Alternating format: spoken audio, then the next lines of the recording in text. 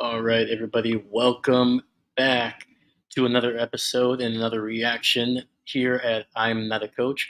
I'm your host, Dave Huerta. Thank you very much for joining us. Today, we'll be watching the Houston Texans against the Chicago Bears here on Sunday Night Football. Fortunately, we had some technical issues here in the first quarter, so we missed the first quarter here. Apparently, it was not recording. So the score currently is 10-3 Houston with 14:55 left in the second quarter. So luckily didn't miss too much, especially how these offenses and defenses can kind of score. They've been putting up some points this season so far. So once again, my name is Dave Huerta. This is I'm Not a Coach. Thank you so much for joining us. And we're gonna get started here with a little play-by-play. Right now, they are it looks like in a little bit of a timeout here, so they're showing some old film from last week.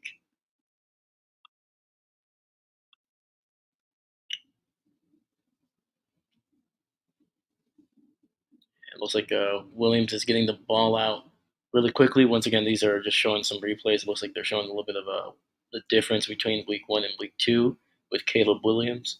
Looks like he's getting the ball out of his hands a lot quicker. He's in shotgun, and they give it to nice little end around to Moore. He only gets maybe half a yard there. So great job by the Houston defense, kind of stringing that thing out and kind of forcing Moore out to the sidelines there.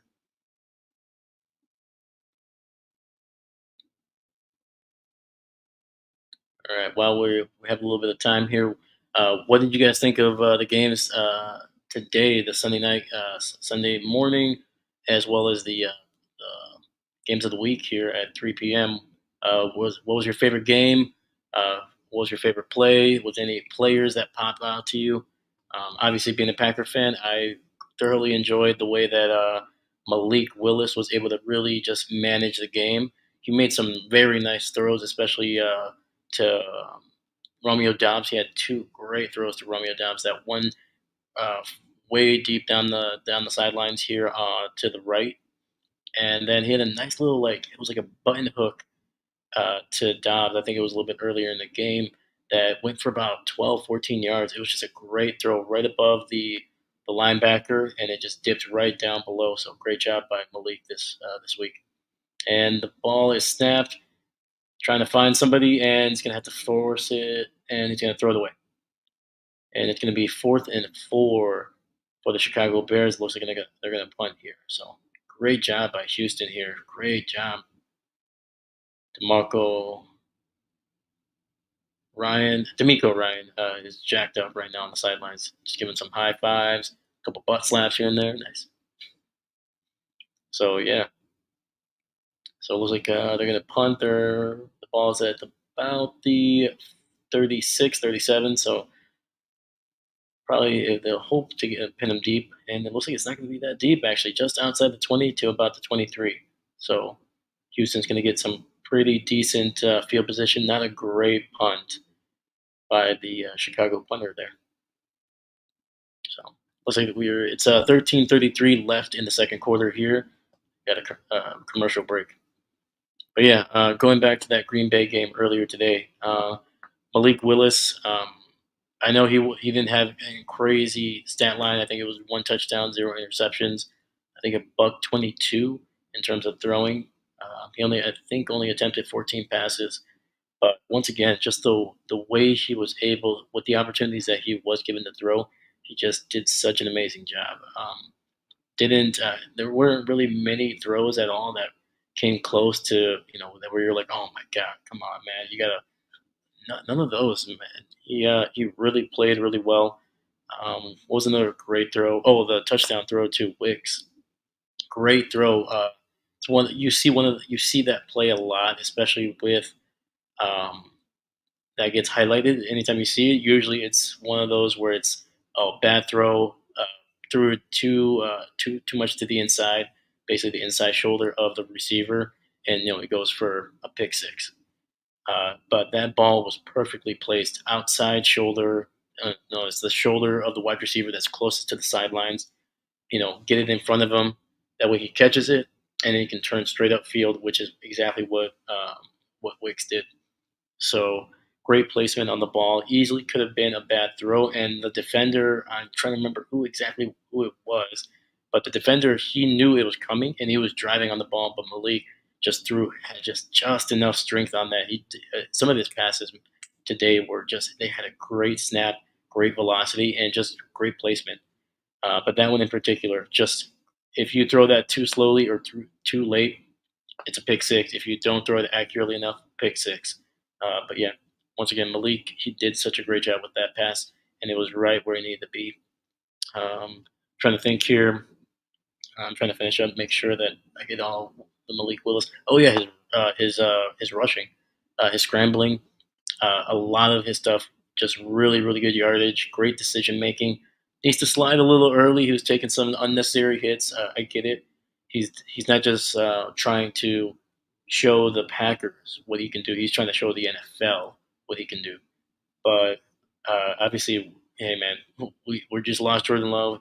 He's going to be out for a couple weeks. The last thing we need is you going down, and potentially we would have Sean Clifford starting. I like Sean, smart guy, but I'm sorry, you do not want that guy to be your starting quarterback, even for a game or two. He's just the offense would not function that well. But once again, regardless, he Malik when he scrambled, he was making sure that he was keeping his eyes downfield, and he did not just give up on the pass. He made some great plays, got some first downs, really made the Colts defense really respect him as a runner. Um, but yeah, Malik just a great job. The stats are not crazy, but once again, he did exactly what he needed to do to get the Packers the win, and that was just manage, be smart with the ball, and take what the defense gives you, and that's exactly what he did. So, all right, we're back here. Shotgun, Stroud, 2nd and 10, throws the ball and falls incomplete. It's going to be a short pass. Looked like it was going to be a nice little short in, kind of a little bit of a slant. But Chicago's defense, number one Johnson, he jumped on that one. He was ready to go. Met the receiver just as the ball got there, forced it incomplete. So it'll be 3rd and 10 for Houston here.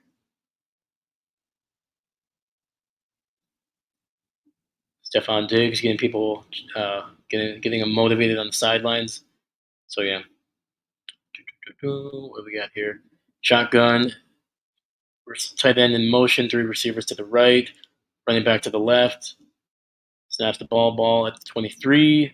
Stroud in the pocket, has a man. Oh, beautiful throw. Great job by Diggs to get both feet in bounds on the sideline catch there. It's a nice gain right there. Just a great job,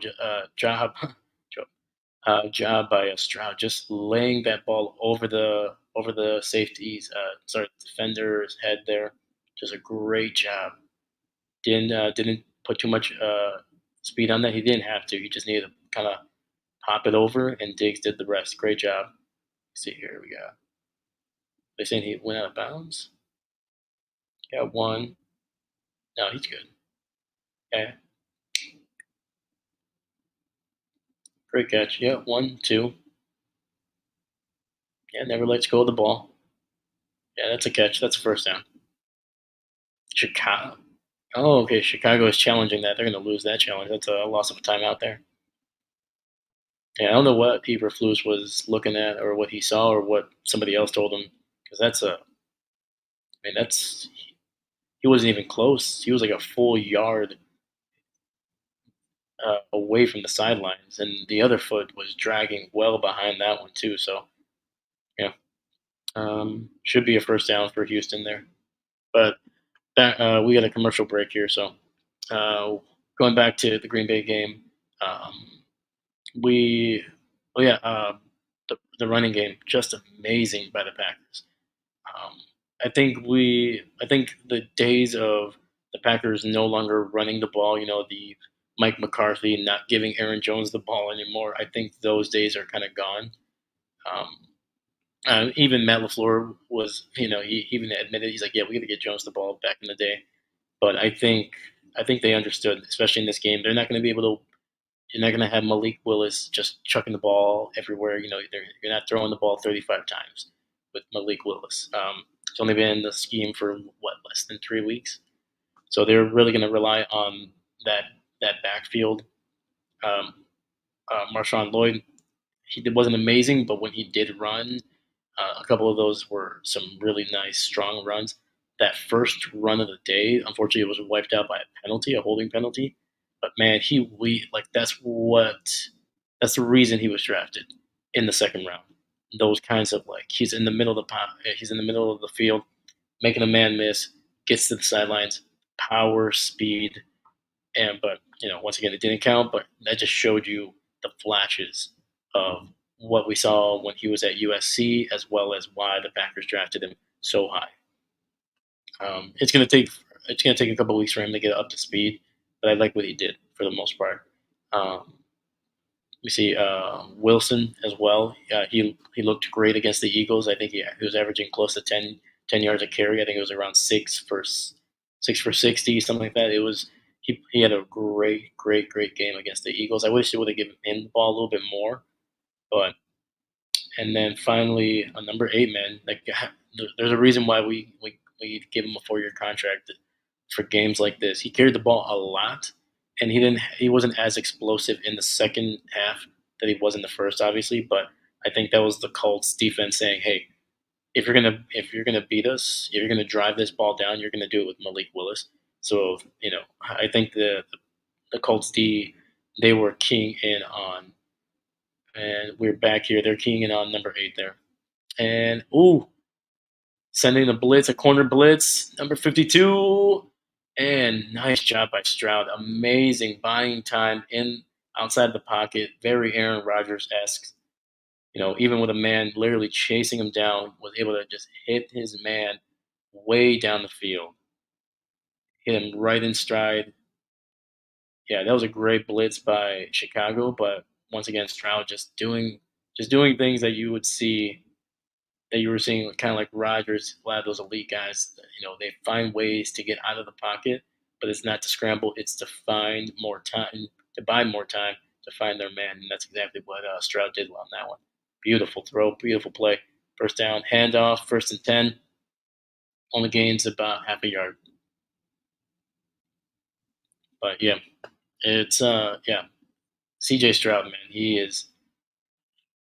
I think he's proving that that rookie season was not going to be, that wasn't just a lack of film for other teams. This guy is the real deal. Um, and how how lucky is Houston? Just imagine if Lovey Smith does not try to basically just win that last game. He could have, everybody's like, oh, you should be losing. You could get the first overall pick. And it's a handoff to the wide receiver, gains about 3 yardage. Yeah, Tank Dell right there with a nice little end around a little bit, cut up field, got as much as he could. Not too bad. Yeah, because there was no way he was going to be able to string that out and get more yardage. So he just cut up field into the middle of that defense and got the most out of it. Got about 3 yards. So it'll be 3rd and 6 at about the Chicago 35. Shotgun, running back to his right, drops back, takes the dump down, and throws it to Diggs, who is going to get close to the first down. They're going to say he's about a yard and a half short. Diggs is pleading his case to the ref. He's like, "Come on, man, I dove."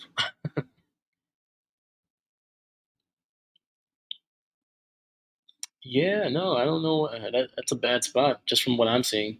But his feet are in bounds, and yeah, that should be a first down. It's a bad spot. Now I see why Diggs was like, "Hey, man, yeah," because once again his feet were in bounds, but when he outstretched the ball, when he stretched the ball out, he definitely, at the very least, if it's not a first down, it's a full yard more than where they marked it at. Oh man, this crew of refs, man. I remember seeing the I just saw who the head referee is. This crew is awful. I've never seen a game in the last 2 years where this refereeing crew just does not. They just seem to just make mistake, little stuff like this right here. Like that should be, in my opinion, that's a first down. But to mark it not only short, okay, maybe maybe you thought, hey, the ball went out about just before it got there. They marked him almost a full yard and a half from the mark. I was like, come on, man, you gotta. And the fact that the D'Amico Ryan had to challenge for that. That's one where the people up in the New York or wherever they are, they should be telling the refs, hey, we looked at it. This is a lot closer. If you have to measure it, but it should be close to it should be a lot closer to where it is.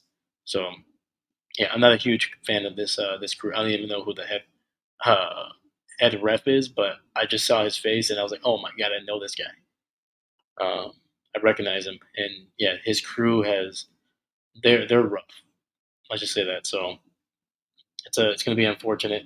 Hopefully they don't they don't feature too much in this game because this game I think it can be a very good game, but once again we all seen it when refs get involved way too much, it destroys the rhythm of the game. It destroys every single big play or anything like that. You just hold back your celebration because you're expecting a flag, you're expecting something.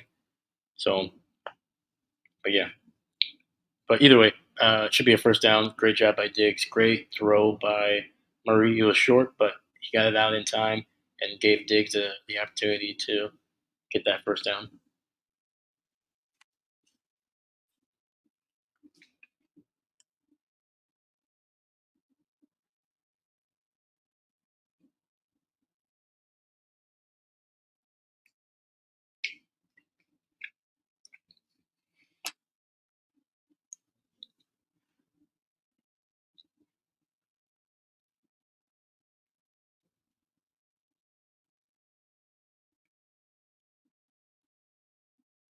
Yeah, what'd you guys think of Anthony Richardson's performance against the Packers? Man, he had a rough day. Like you, once again, you see the flashes of what made him a top five pick, and like the guy has incredible arm strength, incredible arm strength. The accuracy, though, sometimes you're seeing it. You can see his mechanics are not completely done, and he was not. He was going to be a project. He was. The Colts were drafting him for the the potential, and he has high potential. If he can get it done, if he can get the mechanics done, get the rhythm down, and really improve his accuracy, like he has everything you need. He has everything you need to be a great quarterback in this league. Hopefully, he slides a little bit more, does not take as many hits, which he didn't take a whole lot of hits against Green Bay. He was pretty smart with it. But yeah, that guy's going to be exciting to watch for a long time. Hopefully, he stays healthy and gets better. And apparently, they did not overturn the play there. I don't understand why. I should have probably turned on the subtitles here, but yeah. But anyway, it was they decided to kick the field goal. Kai Fairbairn. He made the kick, so it is 13-3, Houston.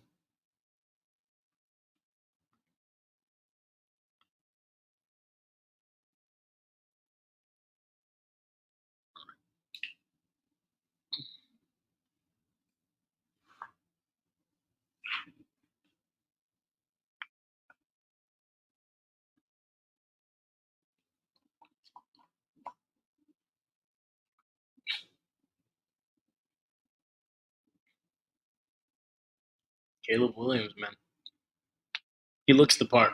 He looks the part of a quarterback. Um,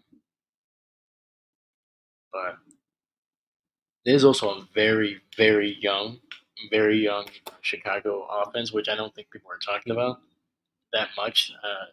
I mean, they have some veterans for sure in the receiving game, but for the most part, that offensive line has been one of the worst in the league for a long time, and they've drafted a lot of guys to shore that place up, and especially offensive linemen. It sometimes when you draft them, it's plug and play, and they're good. Some guys you need to develop,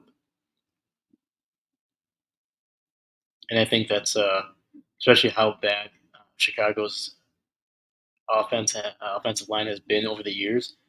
I think that's going to take some time to get used to, and I think hopefully Caleb can withstand that. The worst thing you can do for a young quarterback, you've seen it all the time. You saw it with David Carr. You saw it with, I mean, you even saw it with Justin Fields. To be honest with you, you saw it with so many guys that they flash talent. But when they're getting hit, five, six, seven, 8 times a game, and that's not even considering the just barely getting hit. The nicks, the pressures, the anxiety of getting potentially getting hit. That can just destroy a young quarterback's confidence. So it'll be 1st and 10, handoff. Nice job, right up the middle there, gain of about 7.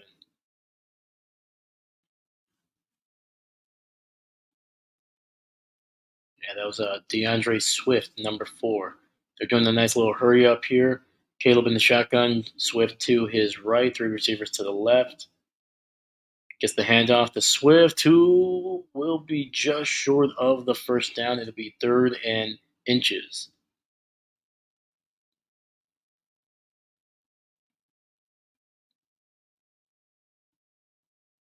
But yeah, like Cole Komet, what he's in his 3rd year. Once again, this should be his prime. He should be ready to go. And it's a quarterback sneak, but I do not think they got it. No, no, they did not.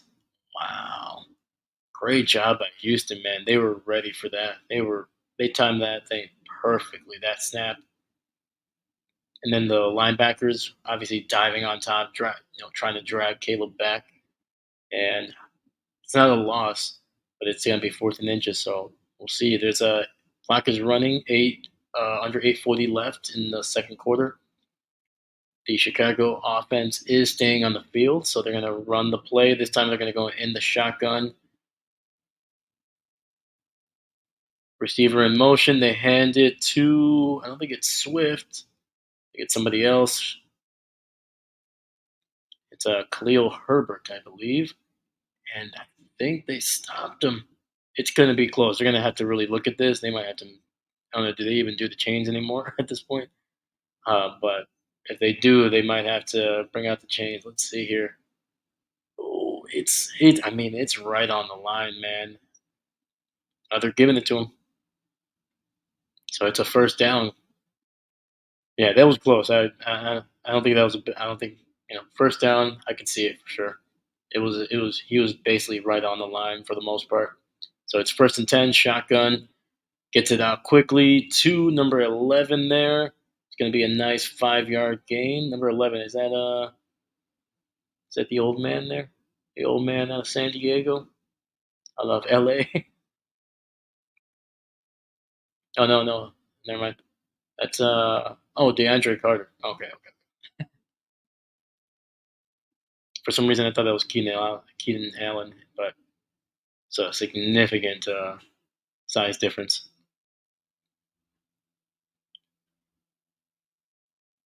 All right.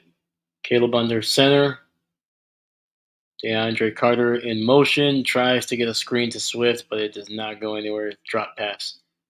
It'll be 3rd and 4. Yeah, Caleb, he kind of just almost dirted that ball. He didn't really give Swift a chance to really even to catch and run. I think he could have gotten. I think he could have gotten the first down if he would have thrown that ball a little bit better. He almost threw it like away and down and low. There was a little bit of pressure in his face, but he should have been able to get that ball to him. All right. Once again, it'll be 3rd and 4 at about the 46. They're almost at midfield. Caleb in shotgun. Andre Carter in motion. DeAndre Carter. And play is blown dead. There's a flag. It looks like it's going to be on Chicago.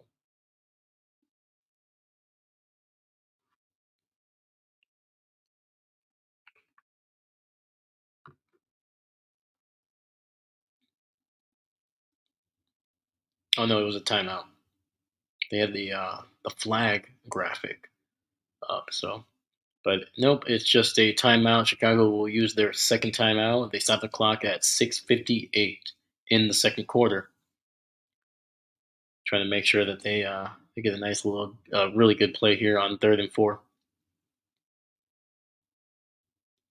Yeah, what's your guys' opinion on Mike Eberflus here? Do you think they should have gotten a new coach? Since they were going to draft a new quarterback, kind of revamping this entire offense for the most part. I mean, even the defense is kind of they got some new pieces, new starters on that defense as well, almost like a very new team. You would think you would kind of want to start over with a new coach, but shotgun, Caleb, 3 receivers to his left, and now this time there is a flag.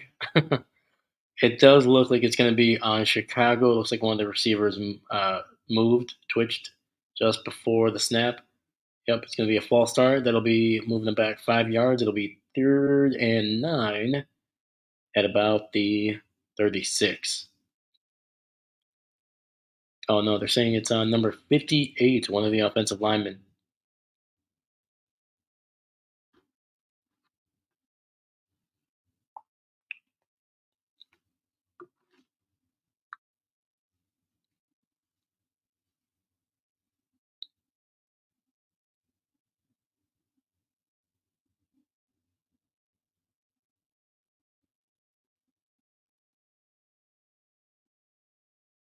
Caleb in shotgun, pressure in his face. He's scrambling, he's trying to get.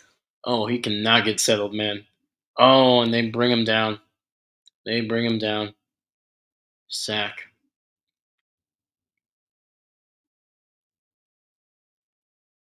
Yeah, there was pressure almost immediately as soon as that snap.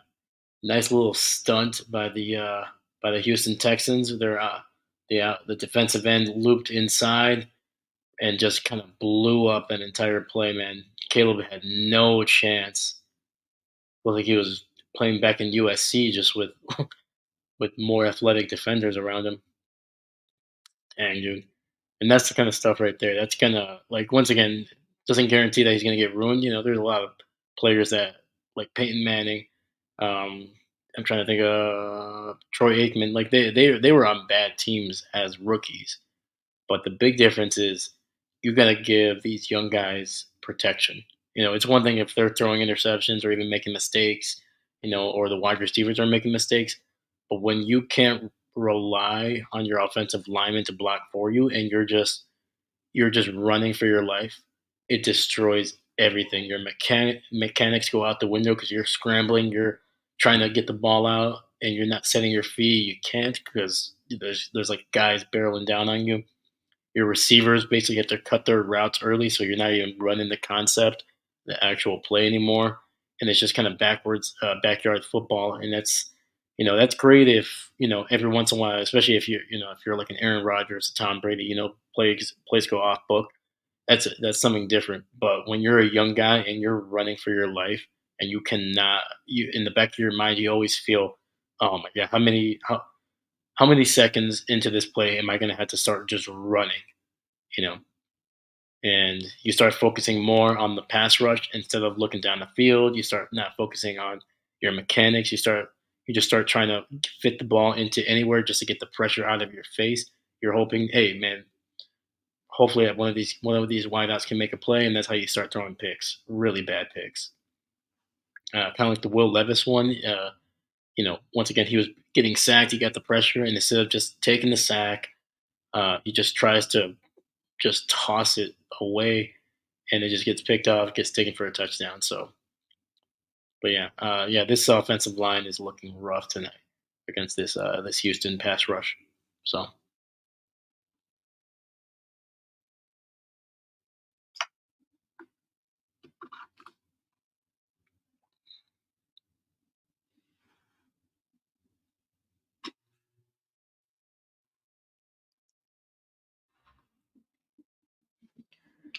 and the kind of question is obviously Caleb is going to get every opportunity to start. No matter what happens this season, he's going to be, barring injury, he's going to be the starting quarterback for the Bears for the next 2 to 3 years at the very least. Um, and you kind of have to wonder is Eberflus. Is he going to be making it? Is he going to survive this season? Will they fire him if the team is looking that bad? If they don't have a great record, will they fire him? Does that mean Caleb will have to new scheme, new offensive coordinator, new probably a whole different team, possibly a different scheme? Um, and that can also slow down the development of a quarterback. You saw that early on with Alex Smith's career in San Francisco. I think it was in his first 5 seasons, he had 5 different or 4 different offensive coordinators, and you just saw like he never was able to really start gelling. And then once he had hardball, once he had consistency with his offensive coaching, that's when you started seeing Alex Smith kind of flourish a little bit. And obviously, he never became a Hall of Fame quarterback or the expected first overall pick that you wanted, but he became a really well-rounded quarterback, very dangerous with his legs, especially early on in his career. He could definitely move, and he just became he became a Pro Bowl quarterback, and that's solid. If you have that, you can succeed, you can have success and win in this league. And it was Houston 1st and 10. They ran up the ball and they lost about 2 yards there. So this Chicago defense, man, they are playing well. They're playing as well as they did in the latter half of last season. So they're just continuing that trend. Nice shotgun. Tank Dell in motion with a wraparound. It's a screen. And he gets good yardage. He's going to be about 4 yards short of the first down. So it'll be third and about medium. Nice little concept there. Tank Dell started out on the right side there. He looped behind the running back and Stroud. And I don't know if it was obviously he had a couple options. He looked towards Tank Dell's direction, but the defense was there. They were sniffing that out pretty quickly, so he just popped it over to the running back who was just kind of lingering right there on the right side where Tank Dell started out at, and got about 8 yards there. So nice job. Third and 4 at the 18, and the pressure gets to Stroud. He gets sacked. Nice job. That was number 49 linebacker Edmonds was the first man there to take Stroud down for the sack. All right, man. So far, these defenses they're putting some pressure on these quarterbacks, man. They're having some fun.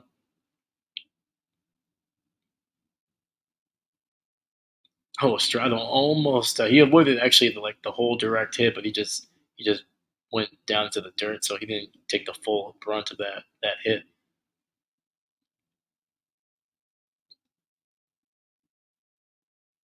Yeah, that was a nice little concept. So Edmonds was he kind of approached the line. He was basically to the talking about defensive line. He was to the left of the center there, and as soon as the snap happened, the defensive tackle took the center, pushed him off to the left, and then Edmonds looped over around him to the right, straight up the middle to Stroud. So solid concept. The guard should have seen that. He should have probably backed into it so he could catch the blitzing linebacker, but there was definitely some pressure on the right side as well. So just a great concept by Chicago.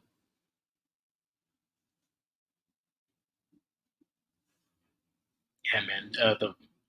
That 2023 draft by Houston was just great. They picked up Stroud and then they traded up to get Will Anderson. Just a great first 2 picks there, and they still had some really good players that they picked up. Tank Dell, I'm pretty sure was part of that draft class as well. So they had a great draft, man. They picked their spots, they got their guys, and you're seeing the benefit of it, man. They're one of the hottest young teams in the NFL, and if things go right, they're gonna be a they're gonna be a problem for the next decade. So first play kind of went out to gain 7 yards. 2nd and 3, handoff to Swift goes nowhere. Gets back to the line. It'll be 3rd and 3. Some visible frustration by Chicago's offense, and its clock is running under 3 minutes. Under it's about 2:45 left in the half.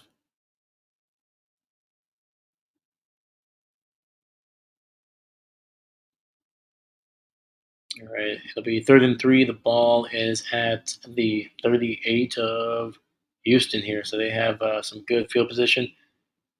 Shotgun, throwing to Moore, wide open. Great job. First down, big gain right there by DJ Moore.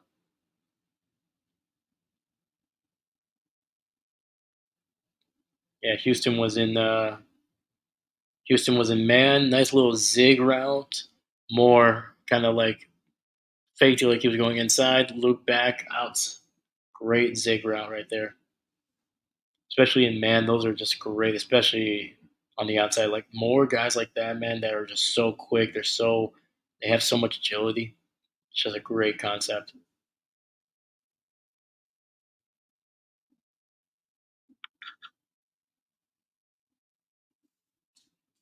All right. We're at the 2 minute warning, it looks like here.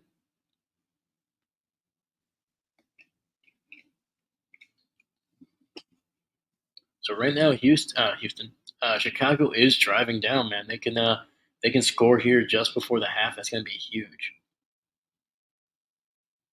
So what do you guys think? If Do you think if Chicago can get this going, they're going to have some big momentum in that second half? Will they be able to?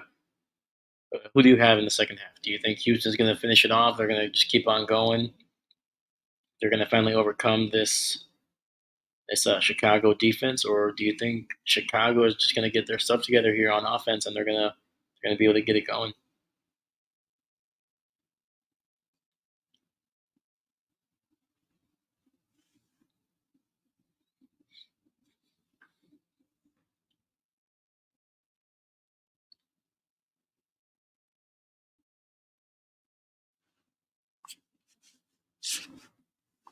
So yeah, now that we're at the 2 minute warning here. So far, Caleb is 11 of 13, only 89 yards, but no interceptions. Has been sacked twice.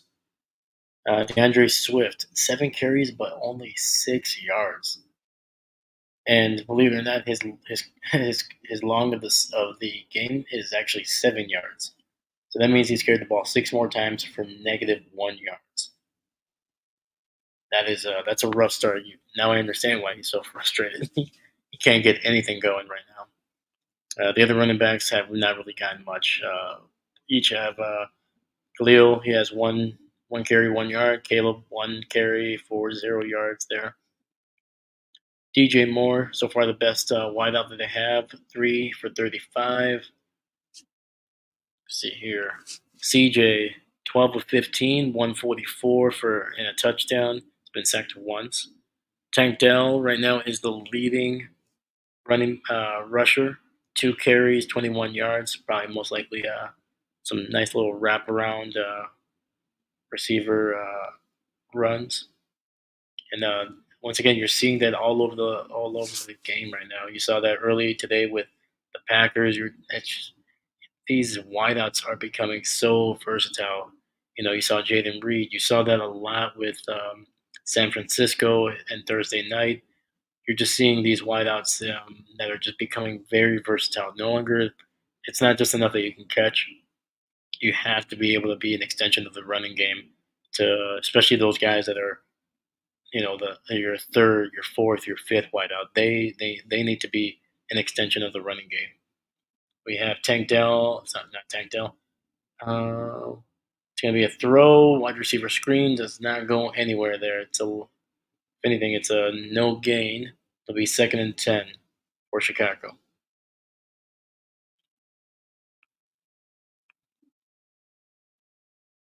Yeah, right now the leading receiver for the Houston Texans is Nico Collins. He has 4 receptions for 70 yards and a touchdown.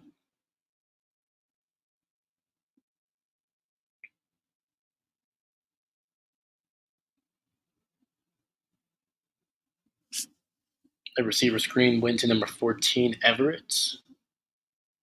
It'll be 2nd and 11. He lost a yard on that play. Shotgun pass, dumps it down to the running back, gains about 3 yards. So it'll be 3rd and 8.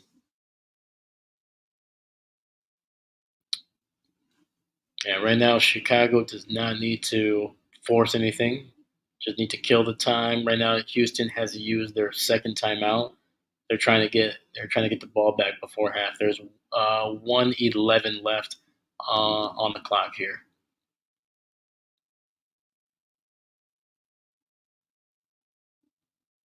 So right now, Chicago is in field goal range, but that's also why Houston is using those timeouts. They're trying to get the ball back, see what they can do, maybe get a field goal just before the half.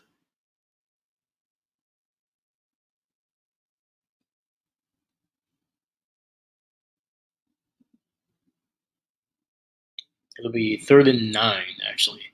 3rd and 9 for Chicago. Trying to see where the ball is. The ball is at the 25-yard line here. Caleb in shotgun, making an adjustment here. 5 seconds on the play clock. A couple receivers don't seem to know what's going on here, and it's going to be a flag on Chicago. It's going to be delay of game there. Yeah, everybody seemed confused on that. Oh, somebody moved actually. Oh, it's going to be on the tackle again. Right, that's his second penalty of the night. Actually, the second one of this quarter. So that'll move him back 5 yards. It'll be 3rd and 14. Ball is at the 30. So if they don't gain any yardage, it's going to be roughly a 47 to 48 yard field goal. So I don't think they're going to try to force anything down. They're going to try to get at least 5 to 10 yards here. Um, oh my God, I was definitely wrong. He threw it all the way. He tried to get the ball to DeAndre Carter there. That was a crazy throw up the middle there.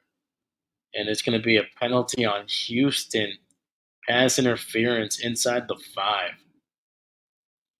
And they picked on the rookie safety right there, Bullock. Oh yeah, he got there way too early. Great throw by Caleb. That thing had some zip right there. That was gonna be accurate.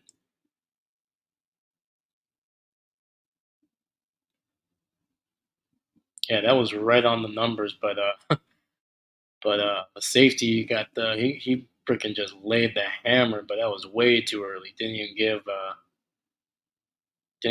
Carter even a remote chance of catching that pass. So the flag will get automatic first down. Ball is at the 6. That is not what Houston wanted right there. Receiver in motion, and yeah, there's nobody knew what was going on. Dunze looked like he was didn't know exactly what he was doing there. And Mercedes Lewis, the former Green Bay Packer, is actually the one that is flagged here. It looks like he twitched. Yep, just a timing thing. Right now, they're showing Mercedes Lewis when he was a rookie, drafted in 2006, and and then next to him they're showing DeMarco Murray, who was also drafted in 2006, the head coach of the Houston Texans. Caleb barreling through with a quarterback scramble right up the middle, down to about the 3 yard line. Took a shot, but kept on going, man. Woo. Nice job. They're showing C.J. Stroud picking his nose on the sidelines. There you go. It is 2nd and goal at the 2, actually. Clock is running under 40 seconds. Shotgun fakes the handoff and nearly got it. Nearly got it to is it the rookie Dunze? Yeah. Ball kind of thrown up high. Dunze tried to jump up for it, but could not. He had a chance. He had both hands on it. Just couldn't bring it in. Great, great defense right there by Houston. It'll be 3rd and goal at the 2. I mean, there's no way that you're not going to go for this. Like, it is 4th down territory. Nice motion. Great job. Touchdown, Chicago. Phenomenal job. Phenomenal job. They had a wide receiver split out to the right. He wraps around like you've seen all game. Kind of, could it be a wide receiver screen? Are they gonna toss it to him? Nope. They basically use him the receiver who wrapped around the quarterback and the running back. They use him basically as a lead fullback. And they snapped the ball and handed off to the running back, who had a beautiful blocking right there and just cut it inside. Beautiful job. Heck yeah. Khalil Herbert with the touchdown there, number 24.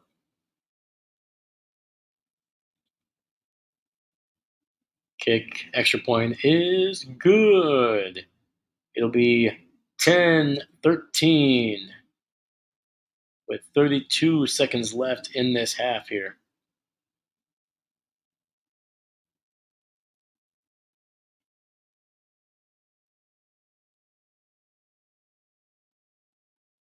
Great work. Great work by Chicago. And the fact that, that Houston used two of their timeouts on this Chicago drive really must hurt a little bit, because they were expecting, especially what was it, 3rd and 14. They were expecting to get the ball back. They're like, "Oh, we're gonna have the ball back. We're probably gonna have close to a minute. We'll be able to maybe get a chance to get a field goal here, keep the lead up there." No, flag on the rookie safety. Got the ball inside the 10, and Chicago just did some work, man. Got the tough yards there.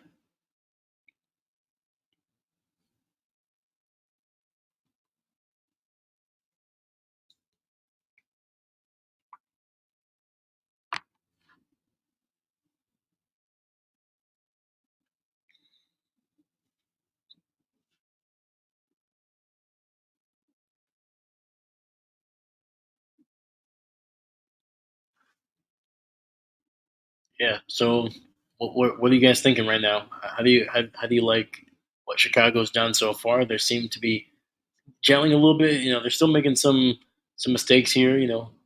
Some holds, some illegal shifting. Little things that you would expect from a team that is rookie quarterback, a lot of new faces on offense. Yeah, obviously, you don't want those penalties. You got to be clean, but for the most part, man, they're making some plays here. It's a big improvement over last week. Obviously, Chicago's defense looked great last week. They look great tonight. The special teams for Chicago was very good last week. I haven't seen a whole lot of the special teams here. The punt, that one punt from I think it's number 19. I can't remember his name, but Chicago's punter was not great. But outside of that, he's been pretty solid. But now you're seeing the offense, taking some steps forward, which is always good to see. Houston, I haven't seen it. Once again, their defense has played well up until that point right there. That pass interference was probably the worst play so far that I've seen. Otherwise, they've been just pretty solid. They've been keeping those explosive plays uh, pretty low. They haven't really given up a whole lot. Uh, Offense looks pretty solid. It's not as explosive as it was last week. Especially the running game does not look anywhere near as dangerous or as explosive as they did against Indianapolis. But I think the Chicago defense is, at least from what we're seeing so far in the first 2 weeks, significantly better than the Colts defense, because the Colts defense, they were struggling hard against Green Bay. And early in that game against the run, they still gave up what, over 200, almost 250 yards, and that's a week removed from giving up over 100, and I think it was like 15 rushing yards to Houston early in week one. So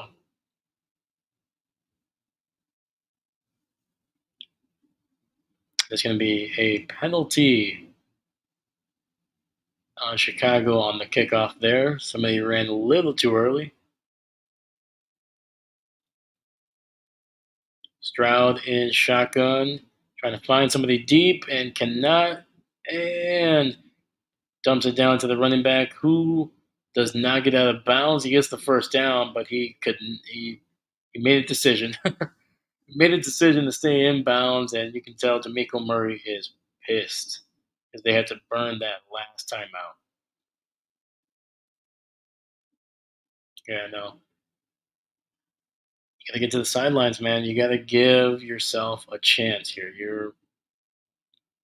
And I don't know what he was doing. It's not like if he would have just beat his man and he would have been able to, gain, 10, 20 yards. Like there was three guys that were within 10 to 12 yards of him. So even if you break one tackle, those other guys are gonna, well, just kind of what just happened. They converged right on him and took him down before he could get to the sidelines. So bad decision by that guy. I don't even know who that was. I don't think I've ever. His last name did not look familiar to me. I'm gonna have to look him up here. But yeah, D'Amico did not look happy with him. Someone tells me that guy will not be in the next play here.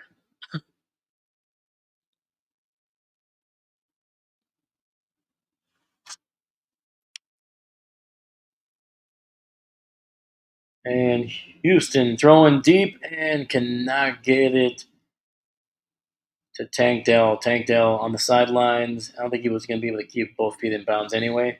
But either way, it was a drop. Oh, that running back. Oh, he's a Wisconsin Badger, man. Dare Ungun Bole, which I'm pretty sure I completely I butchered that last name, so I do apologize, man. Yeah. Oh, he's been in the league for a while. He's been in the league for a while. Shotgun, 2nd and 10. Stroud trying to get the ball off, scrambling, buying some time. Has a man.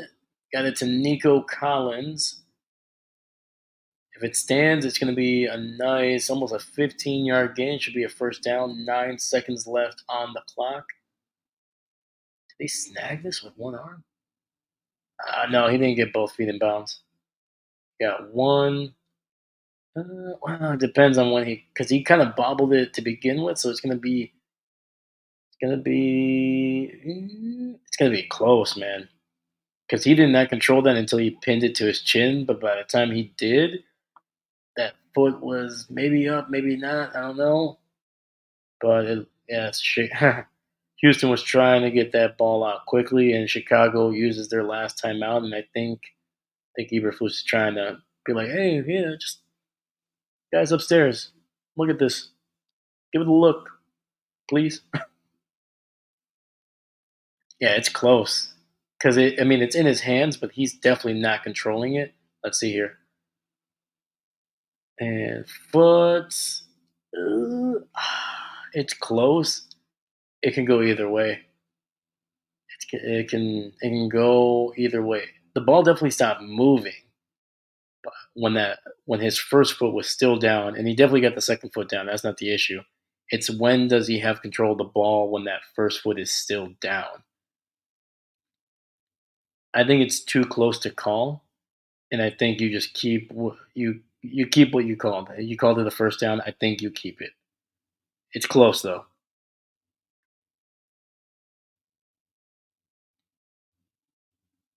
'Cause no control, no control, no control. Has it? But it's still not 100% in his possession. Yeah. Mm. Once again, I think they're going to keep the. I would keep the call on the field. I don't think there's enough to overturn it.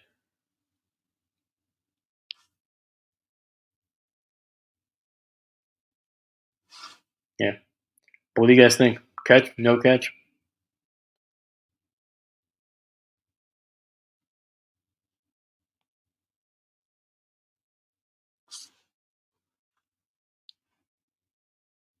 It'll be 1st and 10. They did call it a catch, and it's going to go out of bounds. 6 seconds left on the clock. It looks like there is a flag on the field. Jesus, there's a lot of flags in this game right now, and it's going to be a false start on Laramie Tunsil. It's going to be on Houston here. Going to move him back 5 yards. So they got 6 seconds, no timeouts. I don't know. I don't think that was that early. Wow. They're calling this. They're calling those tight now, huh? Jesus, dude, Laramie Tunsil is just a huge human being, man. Jesus, like there's big guys and then there's like big guys. Jesus. All right, so it's going to be 1st and 15. They're going to put the seconds that they had back on the clock, so it'll be 9 seconds there. Eberflus is on the field. He's trying to get that defense organized here. So right now, Houston is. I mean, where's the ball here though? Ball is, I think, just outside the 40. Man, they're taking forever to get this thing organized here. All right, 1st and 15 at the 41.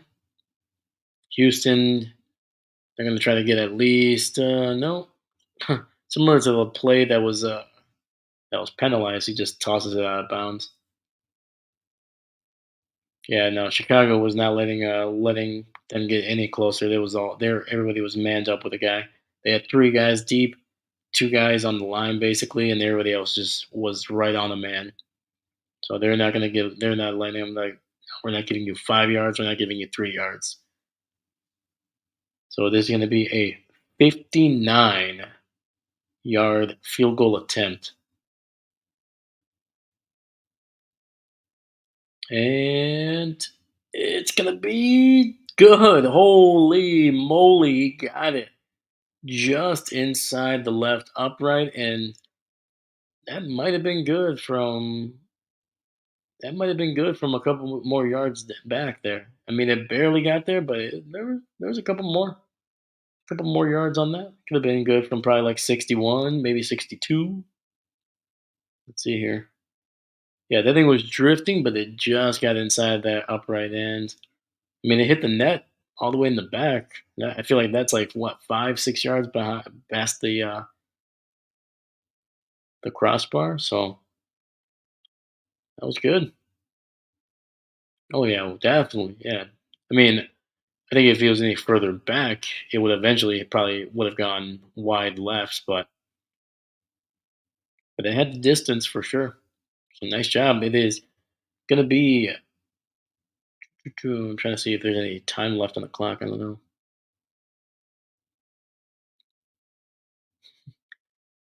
It's always fun to see the punter and the kicker get all jacked up, dude. And just like, "Rah, let's go." Not a great tackle, not a crazy physical touchdown or interceptions. Nope, just a nice little kick. All right, so there is actually 1 second left on the clock, so they're gonna have them kick it off here. I don't know. Do you still kick this out of the back of the end zone? I would. I wouldn't risk it. And they're gonna return it. And I mean, it was in the end zone, but it was not that deep. And DeAndre Carter only could get to about the 20 there. So it'll be halftime here. It is gonna be Chicago 10, the Houston Texans with a 6 point lead here at the half. And it looks like Chicago will get the ball here in the second half. So, all right, we got a game here. We got a game here.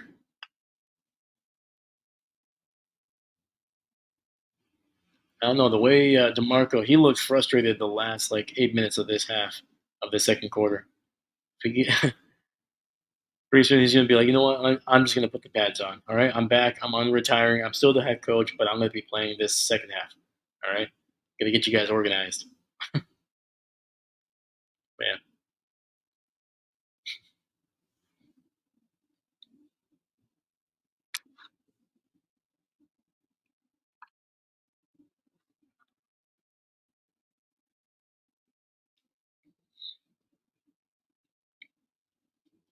Yeah, unfortunately, I didn't get to see as many games as I would have wanted today. I'm gonna have to definitely catch up. And so when we stream tomorrow for Monday night, there's definitely gonna be a little bit more.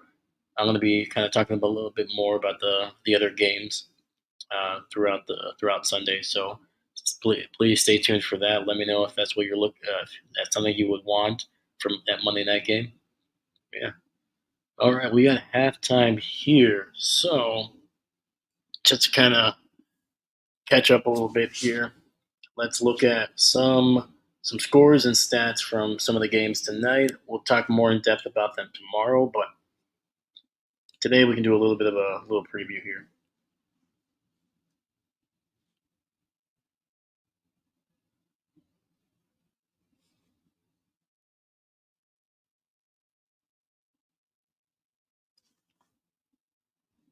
All right, so let's look at the Raiders and the Ravens game. That's I cannot believe right now. Baltimore Ravens are 0-2, man. They have not looked great.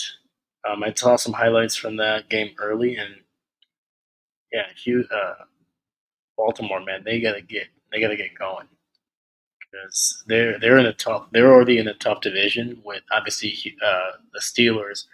You know, the Browns. I mean, who knows if the Browns are even gonna be contending for the playoffs in a couple months? But you got Cincy there. Cincy looks like they got a little bit better than than week one there, a little. So yeah, let's look at some stats here for Lamar. So we got he was 21 to 34, 247, one touchdown, but also an interception. Sacked twice. Derrick Henry running a little bit better than he did in week one, 18 carries, 84 yards, and a touchdown. So a solid day. Nothing explosive, nothing dominant, but they'll take it. Justice Hill got 4 carries, 22 yards, and Lamar ran for 45. Zay Flowers, leading receiver, 7 catches, 91 yards, and a touchdown, the only receiving touchdown. Isaiah Likely definitely did not have the same game that he did in week one, only 2 catches, 26 yards, off of only 3 targets for Isaiah Likely there. So he was definitely either covered really well, had some coverage kind of rolled over to him, or just could not get the ball to him. So let's look at that defense there. So we got holy cow, Dauphin Owe with 2.5 sacks, man. Holy cow! And Kyle Van Noy, man, he came back after that tough game last week where he messed up his eye. Came back with a 2 sack performance today. Jesus, man. So yeah, so the Ravens with 5 sacks in this game total. Who had the other sack here? And Michael Pierce with a half a sack. There we go. All right. Any interceptions? Marlon Humphrey with the 1 pick. And then Justin Tucker, 3 of 4. Man, he missed a kick here. What was that? They don't say which one he missed. But yeah, man. Yeah, Justin Tucker, man. He's I mean, this guy has been automatic for the better part of a decade now. And granted, I think he's only missed one in each of the games, but it seems like a lot for a guy like this. So um, if anybody can probably get through this and be back to where they were, it's probably Justin Tucker. He's still a kicker that I would rely on for sure. All right, let's look at the Raiders statistics here. We got Minshew. Oh, they threw the ball a lot here. So 38 of 30. Nice completion percentage. 276. One touchdown, one interception, similar to Lamar. He was sacked 5 times, of course. Jesus. Man, poor Gardner, man. This guy cannot catch a break, man. He seems to get sacked everywhere he goes. He's a tough son of a gun, though. Their running game, holy crap. Their running game was awful in this game. Zamir White was their leading rusher with 9 carries for just 24 yards. Jesus. Um, yeah, otherwise, not much to really even speak about. I think just to give you a perspective, the next guy only got 2 carries. That's the number 2 there. So yeah, no. Devontae, freaking dominant as always. 9 catches, one a buck 10, and a touchdown on 12 carries there. Brock Bowers, is he a rookie this year or was he a rookie last year? I'm trying to remember here. No, he's a rookie this year. So yeah, he had a nice game. 9 catches, 98 yards. Great job by the rookie tight end right there. Yeah, otherwise, nothing too crazy. Looks like Garner fumbled in this game, but they got it back. And Max Crosby, of course, just as dominant as ever, got 2 sacks in this game. Sorry, I'm looking at some highlights here from the Cardinals and the Rams game. Kyler Murray, man, looks like he's back and healthy, back in his bag, man. No, it's good. It's good to see Kyler back and healthy, man. That guy gives short guys like me hope. One day I hope I can scramble for 35 seconds, run basically half a marathon, and still be able to chuck the ball 85 yards down the field. But no, it's great to see him healthy, man. I think the seems like a decent guy. He's young, man. I think I think he's got a bad rap, but it seemed like his teammates really enjoy him. So glad he's healthy. All right, let's go back here. Any other major statistics for the Raiders game? Robert Spielman got an interception on that one. That's kind of it. Daniel Carlson is 404. Come on, Daniel, get your brother back in line, dog.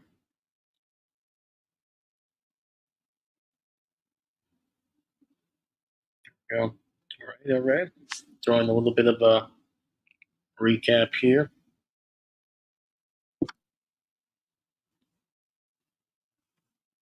But yeah, once again, guys, what was your favorite game of the day or of the week? That Miami game wasn't the most exciting game of the week, unfortunately.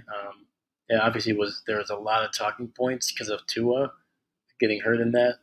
I feel like that was the biggest takeaway from that game. I don't even think people talked about how dominant the Bills looked at times, but they looked really well, especially the way that they played Arizona. People were worried. They're like, "Oh man, is this Bills defense, this Bills offense? Are they, did they lose too many people?" But it seems like they're back on track. So, but yeah, man. Hopefully, yeah. Has there been any word on Tua? I'd be very surprised if he plays within the next week or two. I think I think there's going to be zero rush to get him back on the field, and I'm not going to speak on the whether I think he should be retired or should come back. That's you know, I'm not even going to entertain it. Whatever he picks, man, it's his business and his family's business. I just hope if whatever it is, he's healthy, man. If he decides to come back and play, hopefully he stays healthy for the rest of his career. Hopefully he can put these concussions back behind him, and hopefully there's no major lingering effects for the ones that he has already had. Hopefully he can play a long time, and once he's done, man, he can enjoy his family, his kids, and hopefully he lives a long, healthy life, man. And then if he does decide to hang him up, hopefully hopefully the Dolphins will not try to ask for a whole lot of money back here. I think he's more than earned some of that money, or if not the majority of it, if not all of it, in my opinion. These are billionaires; they can afford to. It's not a great investment, but they can afford them. Worst comes to worst, they'd be like, "Hey, Tua, well, you can keep all that money, and we'll ask you to be like an ambassador for our team for the next couple, for the years of you know of the contract." So hopefully, yeah, hopefully whatever decision happens, he stays healthy and does his thing, man. So let me see here. Let's look at another game here. Let's break it down here. What the scores were? Yeah, this Raiders game, it was close, man. It was last second field goal here to beat Baltimore. It's a good time.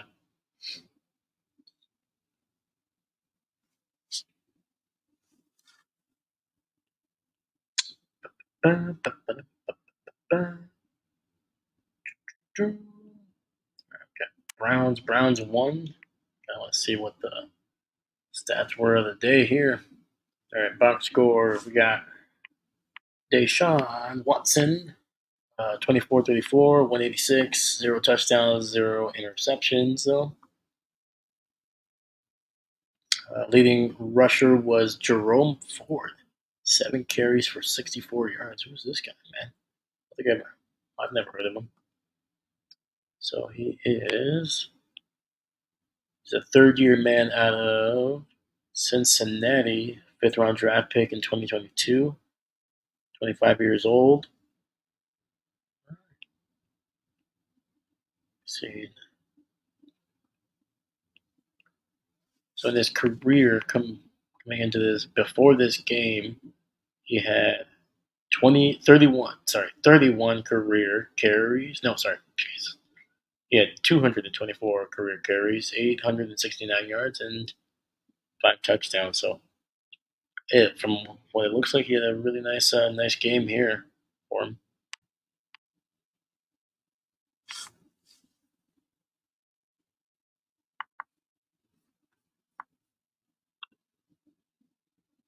Dun, dun, dun, dun, dun, dun, dun. Let's see.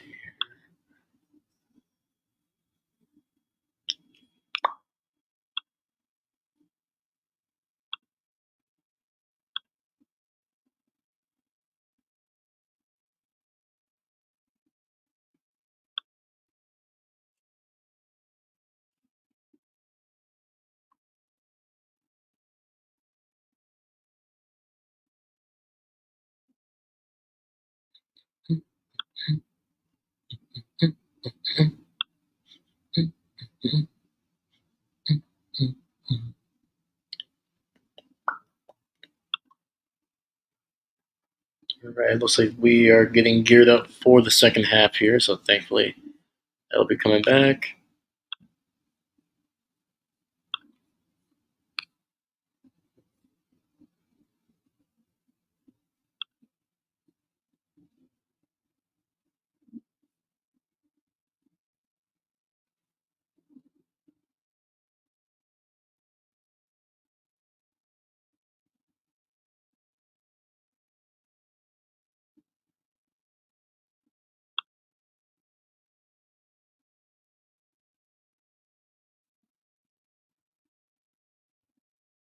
And the opening kickoff for the second half goes into the end zone there, so they will be starting out at the 30. Chicago will be starting out at the 30.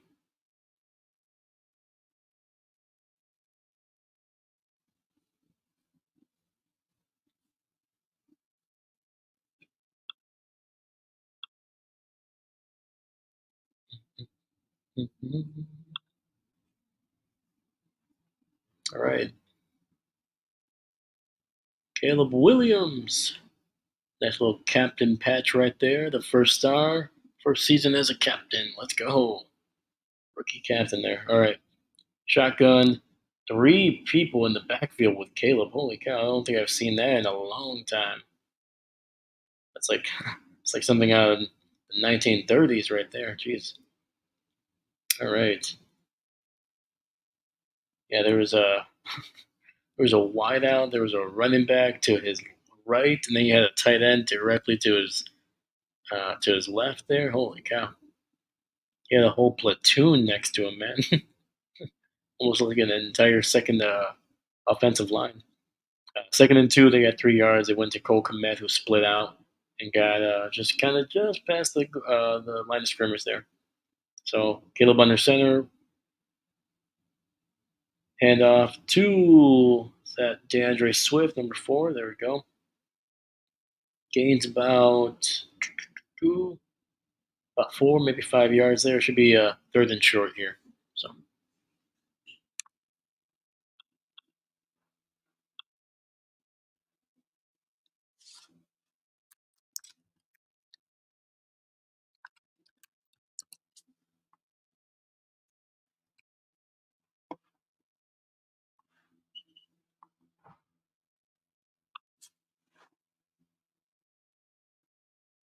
Caleb in the pocket, climbing, getting the ball. Oh, nearly, nearly got that ball to DeAndre Carter. Man, he Carter was just about a half a step, maybe a full step short. Man, I think that was a good, solid ball by by Caleb, and it was just about a yard or two just ahead of him. Yeah, and I mean the accuracy was not on with that ball, but I mean the arc on that. There was definitely enough air under it, but he just needed to lay that out just a little bit more to the inside. He laid it a little too far to the sideline, which is how you're coaching him, but sometimes you got to adjust it just how you're like you got to see the trajectory of where your receiver is running to. And Carter, maybe he should have probably flattened that out just that route a little bit. So unfortunately, because of that, they're going to punt, and the punt is down there. So Houston will get the ball back. It'll be 10-16 Houston.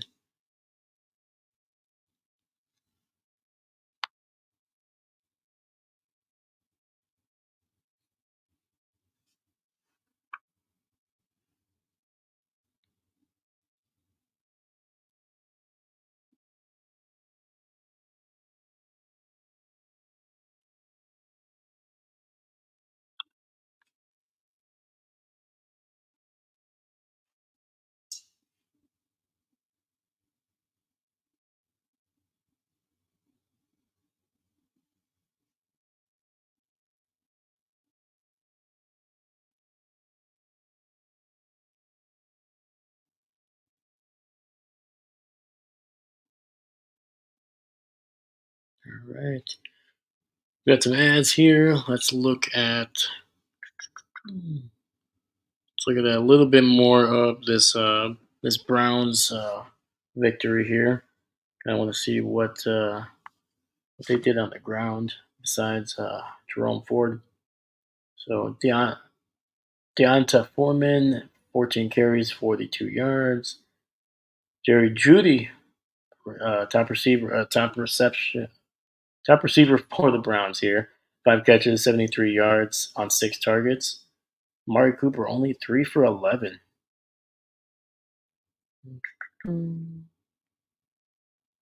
Defense: Jordan Hicks with a sack, Miles Garrett with a sack, Alex Wright with a sack, and Quentin Jefferson with a sack. So they really got to Lawrence in this game, man. No interceptions. Kicker Dustin Hopkins, 3 of 3. Let's look at this Jaguars offense here. Trevor Lawrence, 14 of 30, so under 50% there. 222, 0 touchdowns, 0 interceptions. Again, 4 sacks 4 times. Travis Etienne was again the leading receiver for him. Uh, 13 of 52, 1 touchdown for him. And Brian Thomas Jr. was the leading receiver with only 2 catches, but he made them count because he got 94 yards on those catches. So an average of 47 yards. Pretty darn good. Gabe Davis, the former Buffalo Bill, 3 of 43 on 7 targets. All right, we're back. 1st and 10. The ball is at the 10 for Houston. Nice little handoff there. And the toss play only goes for about 2 yards. Once again, man, these both these defenses have been playing really, really well here.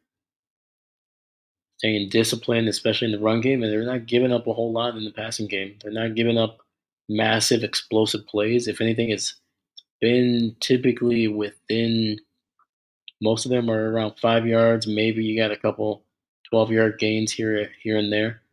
Oh, there's a ref on the sidelines.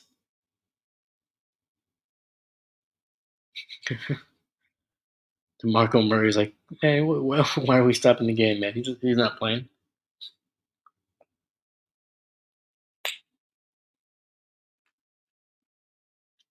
God, man. See, even these refs, man, even when they're not throwing flags, they need to be. Oh no, it's not a ref. It's it's the guy holding the sticks. Oh, Jesus!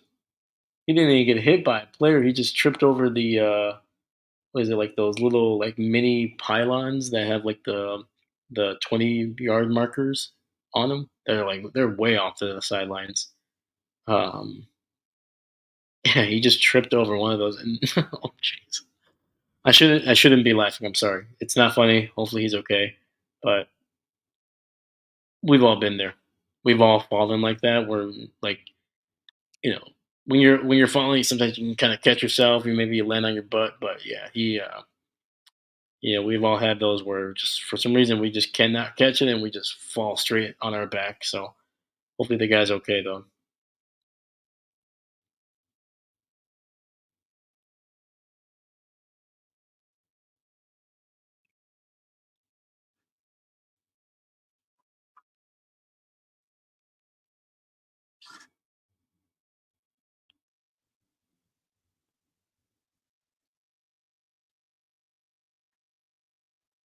All right, let's go back to this Browns and Jaguars game. So Christian Kirk paid a lot of money. He got one pass for -1 yards.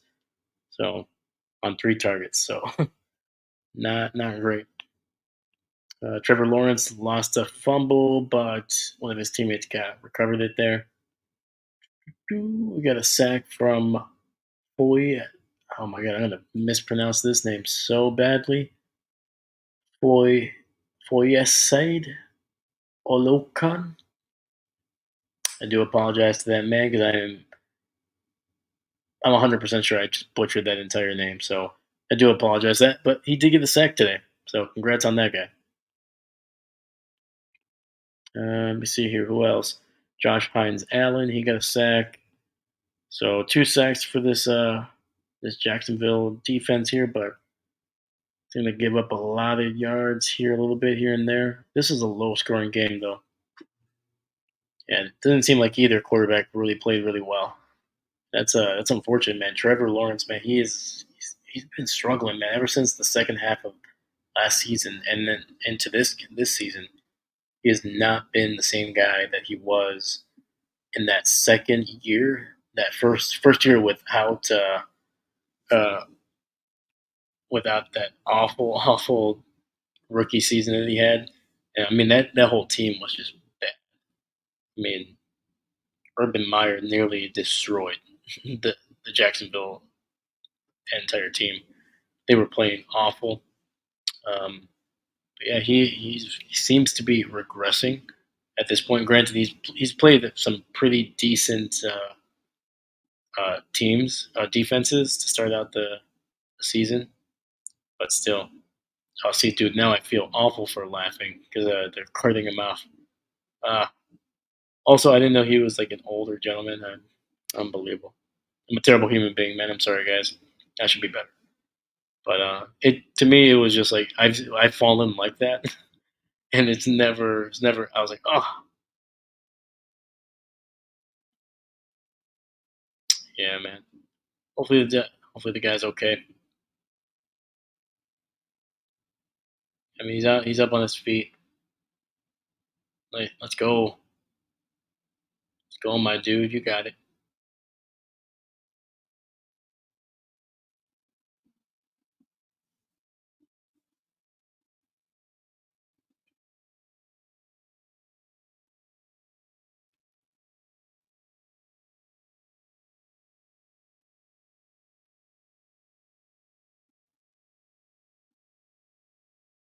All right. So looks like they got him hoisted up on the cart there. He's kind of smirking to himself. Oh, I would be so uncomfortable with the amount of attention. I'd be like, "Oh, guys, please just play the game. Don't keep the cameras off me." But he looks like he's okay. He's probably just like, "Oh, whew,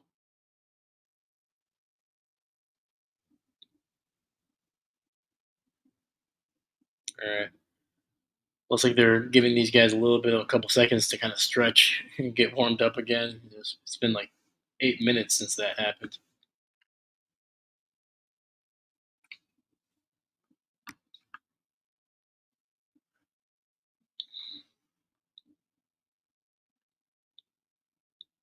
All right, so it is going to be 2nd and 9 for the Houston Texans here.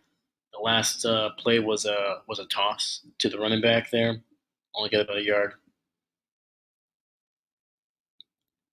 So we're gonna see a little bit of a break in the game here, especially coming out of halftime. That's just gotta you gotta feel a lot even. Now you really gotta stretch it out, man.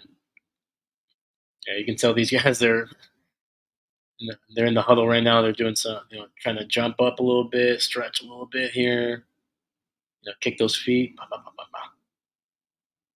DJ Moore is using the massage gun over there on the bench. All right, ball is at the 11, second and 9. CJ in shotgun with a running back to his right. Gets the ball out quickly. And I think that is Nico Collins right there. Great slant route. First down. Gains about, ooh, man, say he almost gained about 15 yards on that play. Yeah, whew, actually more than 15 yards. It was probably closer to about 17, 18 yards. Um, but yeah, as soon as that play hit, the was like the safety came down, and there was a big giant hole to the left side there. First down, first and 10, gets the ball out to Tank Dell, who was wrapping around, and they take him down for about a 2, 3 yard loss here.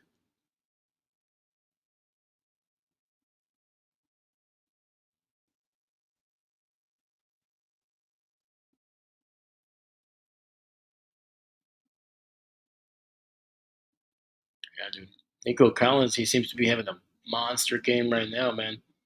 He was already, I think he was already at like about 60 yards before that pass, and I think that tacked on some major yardage on that. So second and 13 at the 24, and oh no, they passed it to Mixon, who really was dragging the guy for a couple yards, but he immediately grabbed his ankle.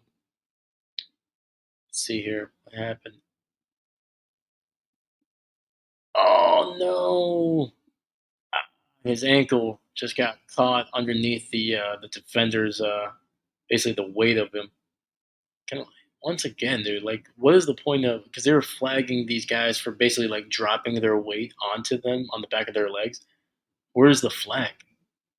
I thought that was the whole point of like them penalizing and trying to get that kind of tackle outside of the game. Like I've seen it twice this week, and it's never yet to be flagged. So anyway, hopefully Mixon was okay. He seemed to be able to get up and oh my god! And C.J. Stroud had Tank Dell nearly wide open down the middle. If he would have caught that, it would have been a huge play. Fortunately, he drops it. Fourth down. Yeah, CJ was in shotgun.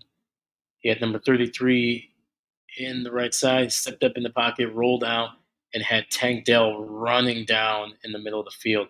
And it was a great pass. Tank just could not get his hands up in time. I mean, it hit his hands, but you could tell he was such an awkward angle. And CJ, I mean, he floated that ball up there, so he was trying to give his guy a chance to. He didn't want to just rip it right to him. But yeah, Tank couldn't just could not bring it in. Nice punt right there, inside the 10-yard line. It looks like great punt. All right, we have the special teams. All right, making some plays here, making some plays.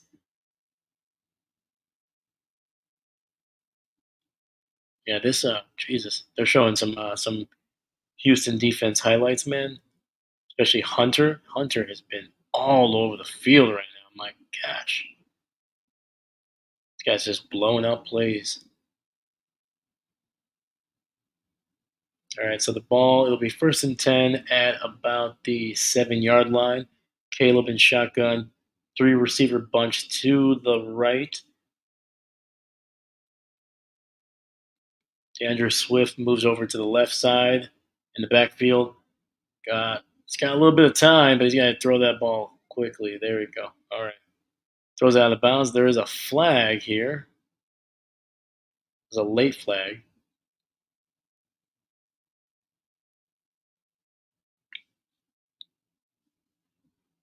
It's going to be pass interference on the Houston defense. That was a really late flag.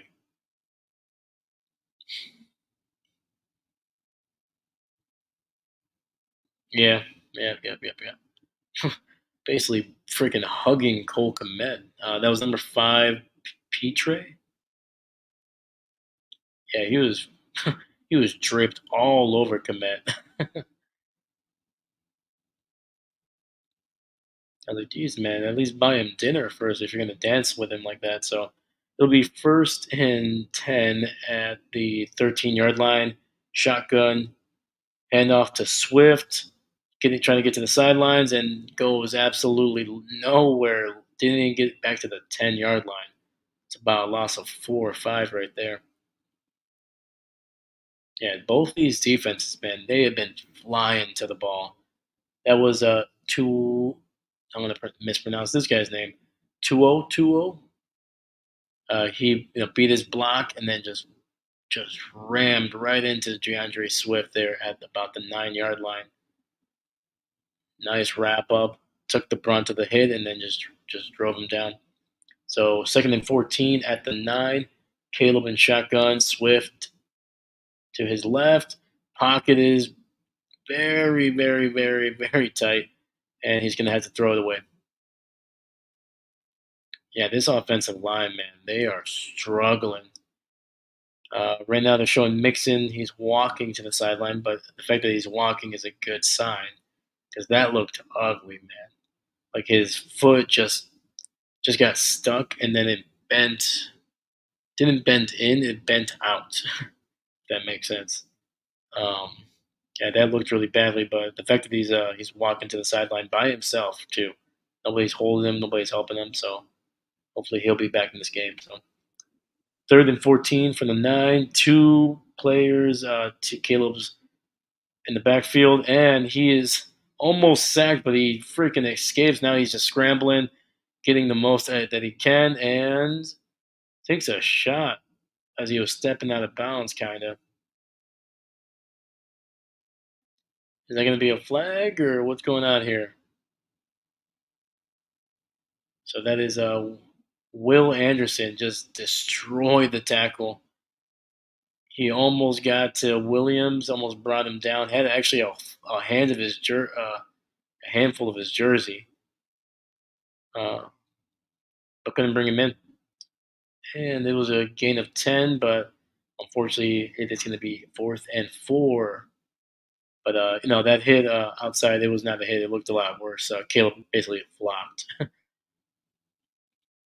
Yeah, the defender literally only put his hands on him, and Caleb, tried to get a tried to try to get a flag there, but no flop there. And the return is a great return, but there is a flag on the field. If this stands, the Houston's going to start well in Chicago territory here, and it's going to be holding. They're bringing that back. They're bringing that back. That was such a great return there. But yeah, it's going to be a hold on who here?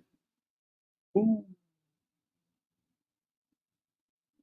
Okay, yeah. At first I was like, yeah, that's just some good blocking, but no, he definitely got a whole 2 hands on that jersey, full hands. He did not let go. Um, Basically he just held on to the gunner there and just dragged him to the ground. So, yep, definitely a hold.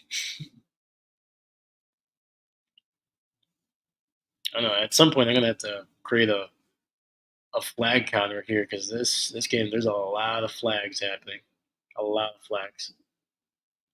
All right, it'll be 1st and 10 at the 14. CJ under center, scrambling and gets the ball. Ooh, is that a catch? The ball definitely did not hit the ground, but did he have both feet in bounds? And they're saying no. That was kind of close. That was kind of close. Great throw down the sidelines to the tight end. If it would have been a catch, it would have been about 15 yards, it feels like. Let's see here. Oh, no, definitely. No, that, that ball definitely hit the ground. Never mind. 2nd and 10 at the 14. Stroud under center. Boom. And Tried to get it to Diggs. Almost had it, but it was a little bit in front. Looks like the defenders were doing a nice job of jamming Diggs at the line there.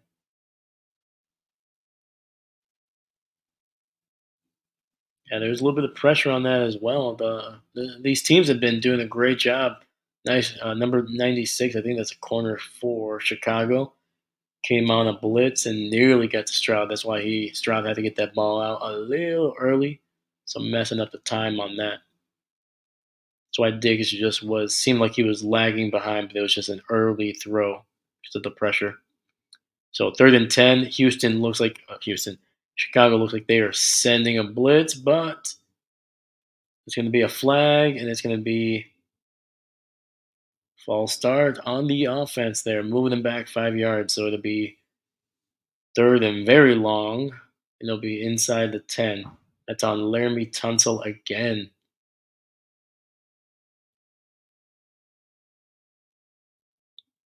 Mm, yeah, looks like they could have gotten the right guard for that too.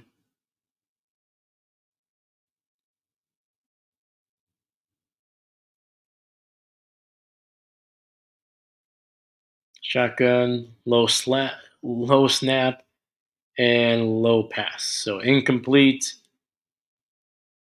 Chicago's going to get the ball back here. It's going to be 9:08 left in the third quarter. Yeah, these defenses, man, they are showing out tonight, man. They're putting pressure. They're doing great in coverage, man. They are not making it easy on these two young quarterbacks.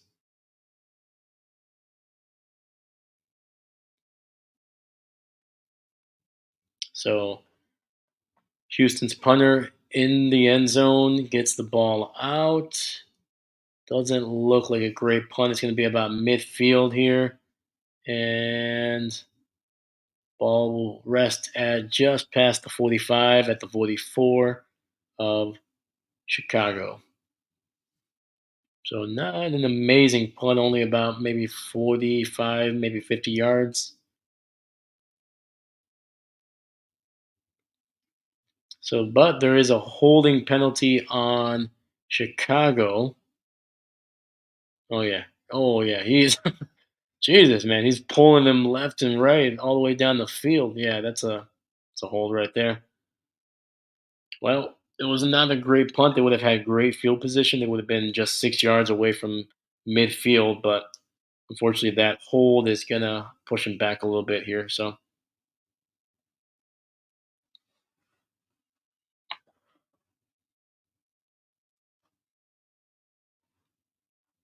all right, now that we have a timeout here, yeah. So, what do you guys think so far? I mean, both these defenses, it look like they are just dominating everybody right now. The offensive line, Chicago's offensive line is giving up a lot of pressure. A lot of the pressure from Chicago is usually coming on the blitz. Usually, Stroud typically has a little bit more time to throw than Caleb has, and plus he's been able to. I think they've been able to do a better job of giving Stroud the opportunity to roll out of the pocket and buy some time. But yeah, it seems like the pressure from Houston is just Caleb is not really able to really scramble and buy time. They're really really pinching the back of that um, that pocket, and then they're really starting to just push that pocket inside. They're just really keeping him in there. The coverage so far has been really good. There's been some drops from the wideouts and tight ends here. Um, None of them have been overly egregious. There's definitely been some ones where you would expect them to bring it down, especially the Tank Dell one. That one was a tough angle, just the way that the ball was coming down on him. But I mean, he was open.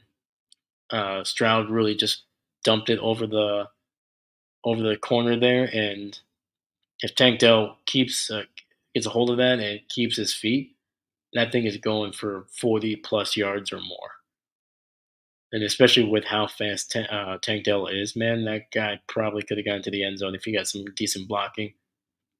So, oh yeah. So here are the stats: 41 blitz rate, Nine different defenders with one pressure. Caleb is 2 of 6 for 14 yards. He's been sacked twice.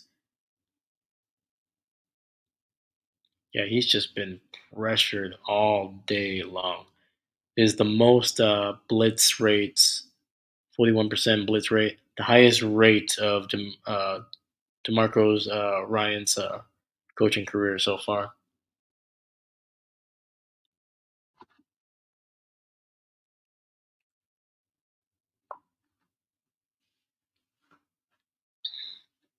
8:56 left in the game. First and 10.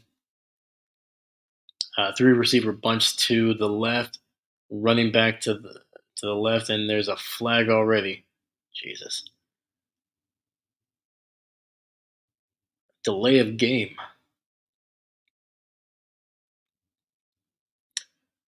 Yeah, like I said, again, none of the flags so far have been egregious. Really, nothing too crazy, but just this ref team always just throws a lot of flags.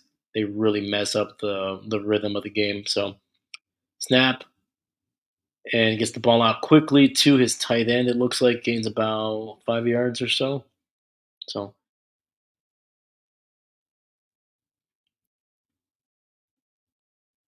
they're showing that Mixon injury again. Yeah, he immediately, even before he really even hit the ground, he was wincing in pain. So he is questionable to return with the ankle injury. So shotgun, Caleb running back to the right. Second and 9, pressure, has to step up, throws it across his body, and intercepted. Intercepted by Houston. Holy cow. That's a rookie mistake right there. Threw it way deep. I mean, it was a great, in terms of distance, great throw, but pressure in his face, threw it across his body. But there's going to be a holding call against Houston. It's going to be on number 39, 2020. Wow. This was Caleb is lucky. That was a god awful decision, man. Like those are the throws that you make in Madden that work, not in real life, not in the NFL. You don't. Yeah. If anything, Dunze actually had a. He was playing, basically the roles were reversed. It looked like Dunze was the corner, the way he was playing it. Uh, I mean, yeah, but I guarantee you. Anyway, play gets the ball out to Moore, stayed in bounds, and got the first down. It looked like he was only going to get about a yard, but he kept his footing, cut inside, and kind of muscled his way to the first down. But that holding penalty on 2020 was, I mean, yeah, but I don't know. It was not enough to. I don't think it was enough to affect the actual play of the game or the actual play here. Trust me, Caleb was not going to be able to get the ball to him anyway. But so first and 10 from the 50-yard line and another flag. Oh boy.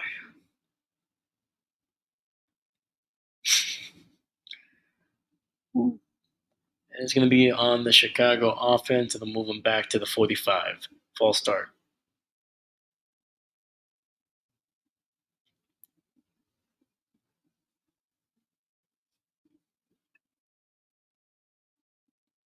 All right. First and 15 from the 45. Caleb in shotgun. Come on, change the camera angle. Oh, I couldn't see what was going on. Fakes the handoff, runs, and Jesus, he took a shot. He took a shot. There's gonna be there's a little bit of a brawl here. Oh boy, there's a little bit of a brawl. Nothing crazy, no fist thrown, but there is definitely some. It's gonna get a little testy here. Let's go. Get everybody under control. Yeah, that shot came on the sidelines. and it was not an illegal hit. He led with his hands, not with his head. He didn't hit Caleb, above the shoulders. Oh, there is a punch. There was a punch. Al Shair, the guy who actually tackled Caleb out of bounds, who hit him out of bounds. As soon as he got up after getting I guarantee you, there's probably a couple shoves and kicks, maybe even a couple punches while he was on the ground. But as soon as he came up, he just threw a right hook to one of the Chicago guys on the sidelines there. If they don't throw him out after that, I guarantee you he's going to get fined and probably suspended maybe um, next week. Either way, it's going to be a fine for sure. But yeah, he just threw a punch to number 23 Johnson, and I don't think even Johnson was one of the guys that was kind of getting on him. I think he was just trying to control it. Yeah. Oh Jesus, what the heck? I never understood punching a guy with a helmet. But yeah. All right. Anyway, back to the game. Second and 15. Caleb seemed fine. I mean, it was a strong tackle, but it was not illegal. Throws it out to his running back, and Swift with a nice gain. Holy cow. 13, maybe, I think it was 14 yards. It'll be a third and short here.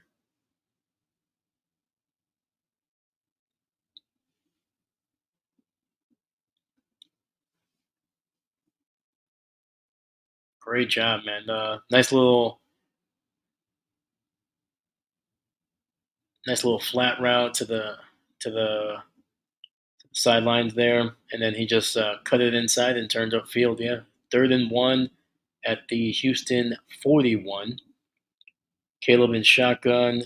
3 seconds left on the play clock. Snap. Fakes the handoff and gets just blown up in the backfield by Will Anderson.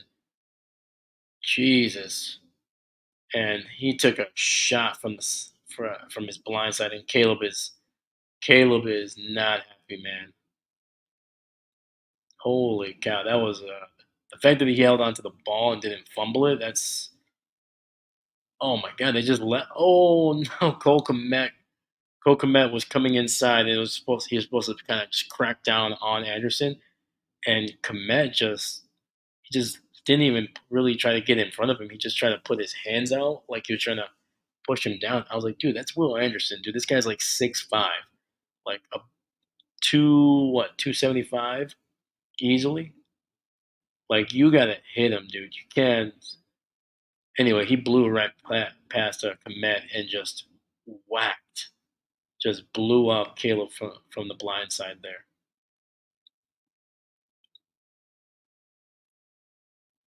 Dang, dude.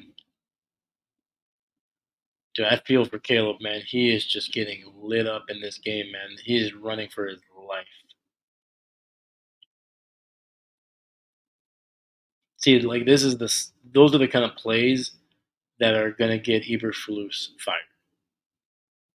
Because it's one thing if if it's one thing, it's like the Bryce Young thing, kind of. It's one thing if he's inaccurate or he's the receivers are struggling to get separation, things like that. But when your offensive line cannot protect the franchise quarterback, the first overall pick, and on top of that, everything else doesn't seem that great either. It's you as a coach. It's your offensive coordinator. It's your offensive line coach. Like you're not giving you're not giving the quarterback a chance to succeed.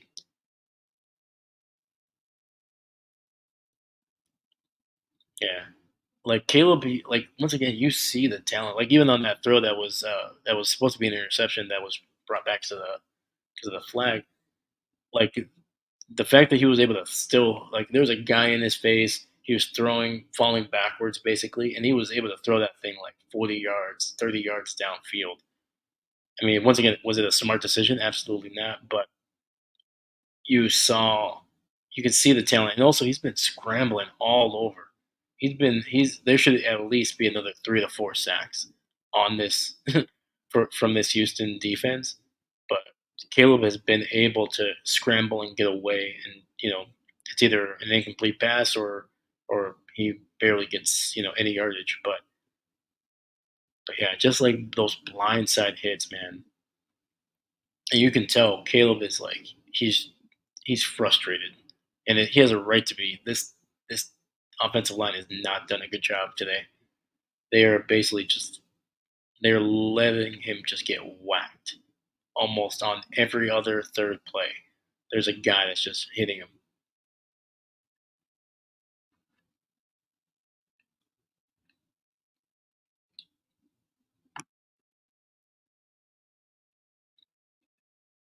Oh, dude, they're showing some great Mexican food. I just saw some homemade tortillas getting cooked, some big steaks, some fajitas. Oh my goodness, I shouldn't be talking about food, but I am hungry a little bit. Anytime you see some really good Mexican food, you're going to be hungry no matter what. So first pass goes to the tight end, gain of about 6 yards. That was to Schultz. It looks like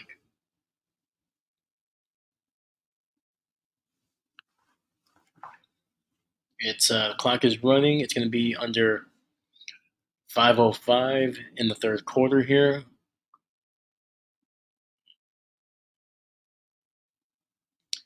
Stroud under center gets the handoff. Good blocking, and we'll get a first down. Looks like it was Cam Akers there. Good run, good patient run too. Waited for his blockers to kind of open up a little bit and was able to get that first down. Well, the good news is Joe Mixon is back on the sidelines. He's on the bike there. There's obviously no guarantee that he'll come back in this game, but they're showing that he's doing some cuts. It looks like they really taped up that ankle. So we might see him back in. Stroud scrambling and just has to throw it away. Fortunately, 2nd and 10. Yeah, that play. There's a lot of motioning going on there. It looks like they're they're they're giving him the option to kind of dump it down to the running back for like a screen. Then on top of that, there was also some receiver kind of motioning out to the right, and that defense they had it they had it covered well, and then the pressure also got to them. Especially when you're running so much lateral things, your offensive lineman. Obviously, the screen you got two guys over there. You probably have another offensive lineman trying to help the wide out. Shotgun pass and intercepted. And it's intercepted by the Bears. Nobody's touched him, and he's going to go all the way in for a touchdown. Woo. That was not a good throw by Stroud. He threw that ball way too late. It was late and it was down. Ooh, is this going to be an interception? It's going to be close here. Oh, I don't think so. That ball's moving. That ball is moving there. It looked like he had it, but then no. That's coming back. Ooh. So it'll be 3rd and 10, shotgun, and looks like it's either a timeout. They blew the play dead there. Oh, they're challenging it. Jesus. Mike Eberflus, what are you doing, dude? That is the second time that they have challenged a play that you can clearly tell that they got the call right on the field.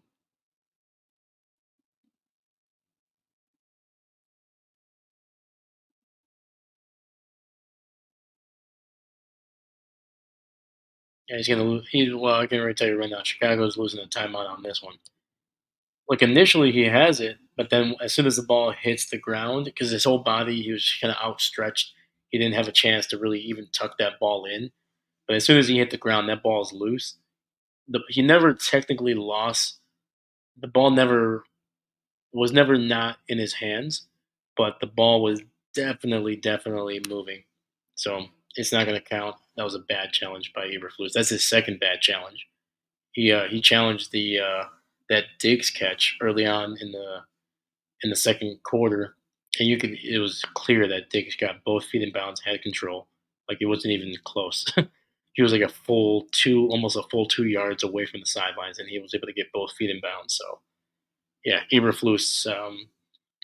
whether it's his decision or somebody upstairs, somebody's not doing a good job here. So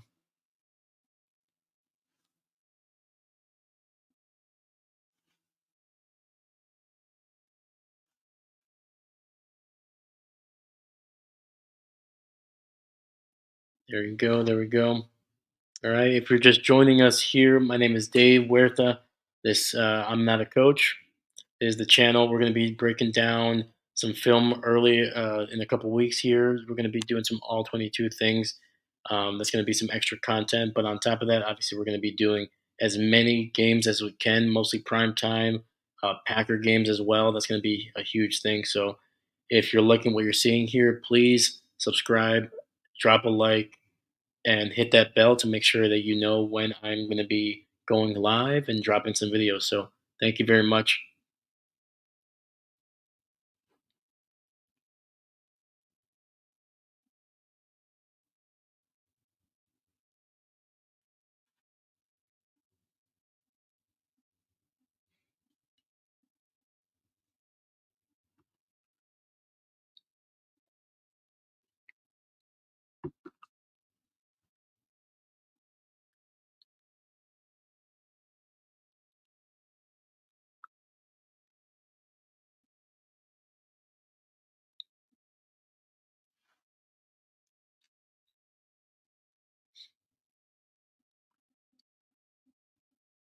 And the call stands as called. So my keeper Flus has lost both of his challenges. He lost a timeout here in the second half,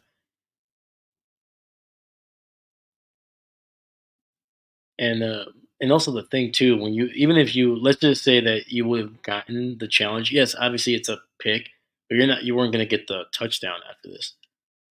And it's like to me it was clear as day he was not going to get it. So 3rd and 10, shotgun, bunch formation, pressure, and C.J. Stroud goes down. A couple players there for a sack. Number 99 and I think number 95 finished him off. That was number 5. Number 95 was a Walker, and number 99. I'm not sure who that exactly was. Let's see here. Just a great job, just pushing, just wrapping around the center and guard there. And number 99 is Billingsley. It looks like. Great job bringing them down. Punt is away. It's a solid punt. Not a great punt. Oh, Jesus. I thought he called for a fair catch. DeAndre Carter caught it and he just got lit up as soon as he caught it. But, I mean, at least he didn't fumble. So, yeah, he's not too happy with himself. He thought he was going to be able to break that, but caught the ball at about the 32 and was able to get tackled just shy of the 35. So, yeah. Dang, dude, he's lucky he didn't fumble. He got lit up almost immediately.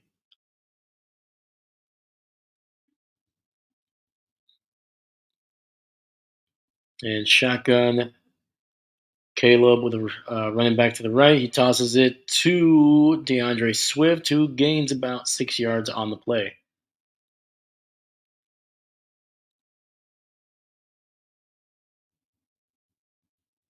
Not gonna lie, I actually do like these all orange uniforms for Chicago. Caleb under center, 2nd and 4. Gives the handoff to DeAndre Swift, who doesn't really get a whole lot, maybe half a yard, if that. But there is a flag on the field. Of course, there is. It'll be. We'll see what this flag actually does here. It's going to be holding on Chicago here. Move that ball back.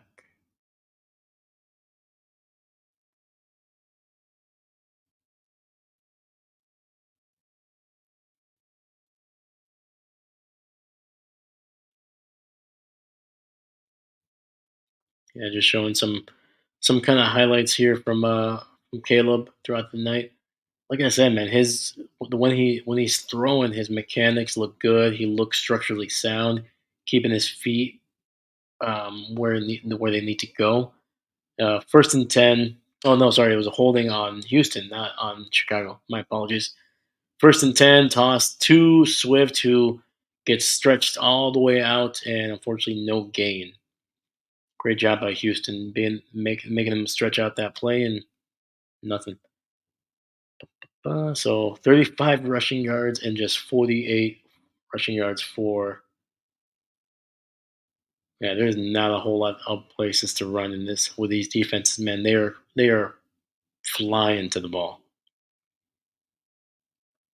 It'll be second and 9. They're giving him a yard. I'm not sure he gained that yard, but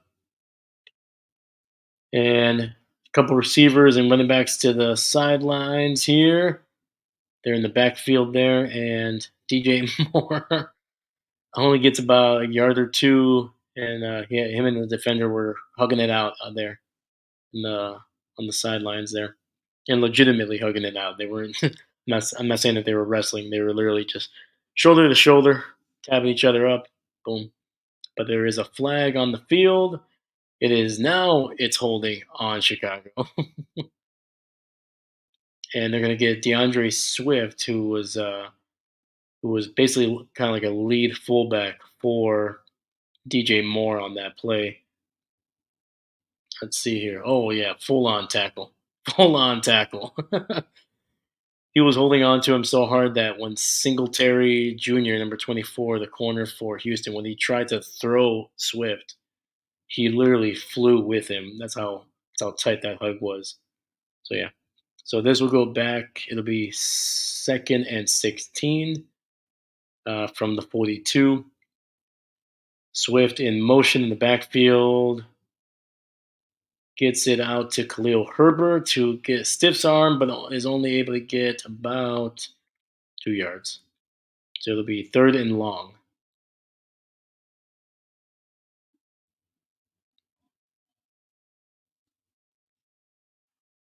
Clock is running. It'll be under 115 left in this third quarter. They're saying he did not gain any yardage, which I'm pretty sure is not correct. Where's the spot? The spot is because it was second and 16, and now the ball is basically at the 40. But anyway, and the groove intercepted. That ball just hung up there, and it's a Singletary. Yeah, that was not a great throw by Caleb. I don't know what he was expecting. He just kind of threw that up for kind of like a jump ball situation, and his receiver was in no position for that. That was a DJ Moore on, oh, sorry, Stingley, not Stingletary. Stingley Jr. Oh, okay. I see what happened here. Yeah. So DJ Moore, he beat him off the line. He stacked him up, but then he just started drifting towards the sidelines. But unfortunately, Caleb threw that ball inside. So Stingley was not only did he throw it inside, he threw it up so he kind of let that ball just linger up there, and it was not very deep. He underthrew that. So yeah, he was just in perfect position for that interception. So not a great play. And try to get the ball to the wideout here on the wraparound, and loss of about 4 or 5 there. Jesus, these defenses, man, they are aggressive in this game. That was number 6, Gordon, the slot corner. He sniffed that receiver handoff immediately. Beat Diggs off the block and just took down Tank Dell for a 5 yard loss. It is second and 15 from the 28. Quick pass to Diggs gets to about the 32.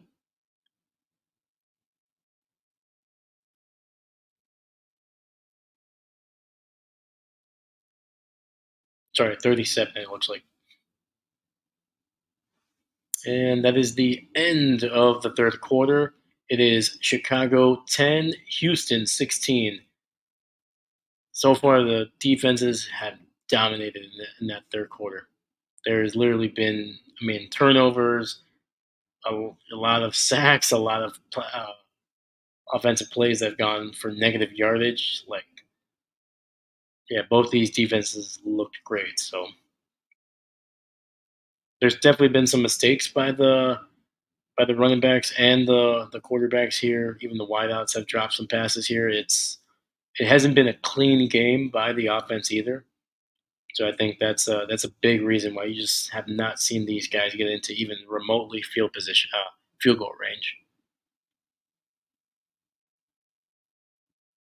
So so far, the the defenses have just destroyed any offensive momentum that both these teams have tried. Man, Houston, they're doing a lot of their work on the in from like the line of scrimmage, and they're trying to basically get the ball to their playmakers and trying to see what they can create. But that has not been working. Chicago's defense is just so fast; they're getting to the ball. They are beating their blocks. Chicago is they're throwing a lot. They're still kind of doing the same things as Houston. A lot of it is under 5 yards, but they have not been afraid to throw it deep, like you just saw with that pick.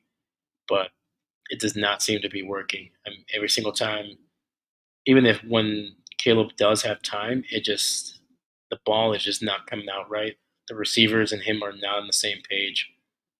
Um, yeah,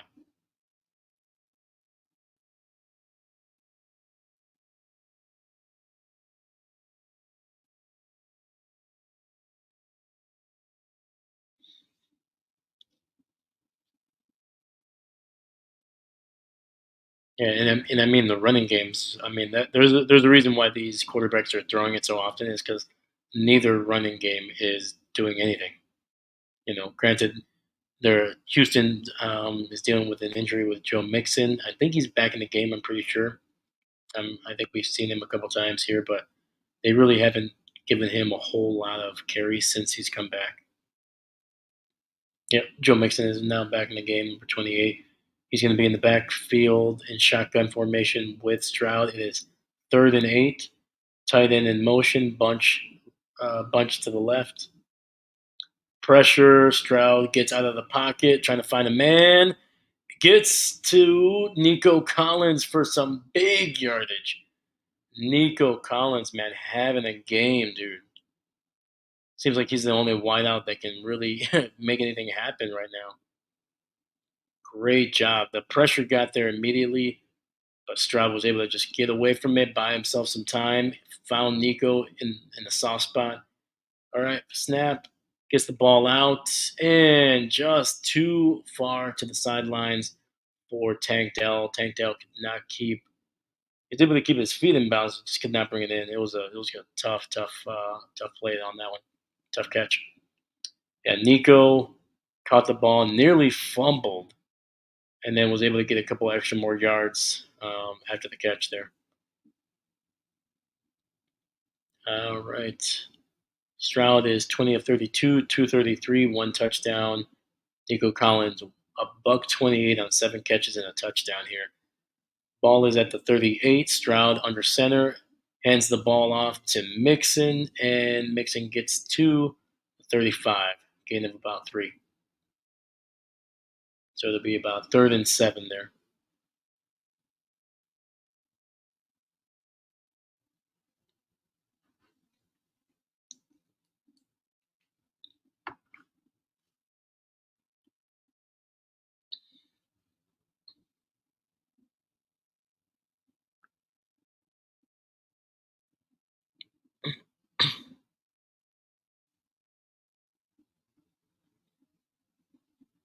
All right, shotgun, 3rd and 6.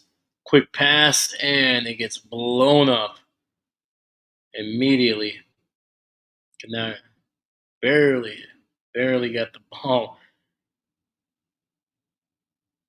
out of there. It was a quick pass to number 19. I'm trying to think who that is right there. But number 29, Stevens, the corner, just freaking great job of breaking up that ball. As soon as the ball got there, he got there, laid the wood, forced the incomplete. And it's going to be a 53-yard field goal attempt by Fairbath. And kick is up and good. Just inside the left upright. Yeah, so far these kicks they have the distance, but they seem to get a little close to the the poles there. But that one sneaks in. So now it's with 13:39 left in the fourth quarter. It is Houston 19, Chicago 10.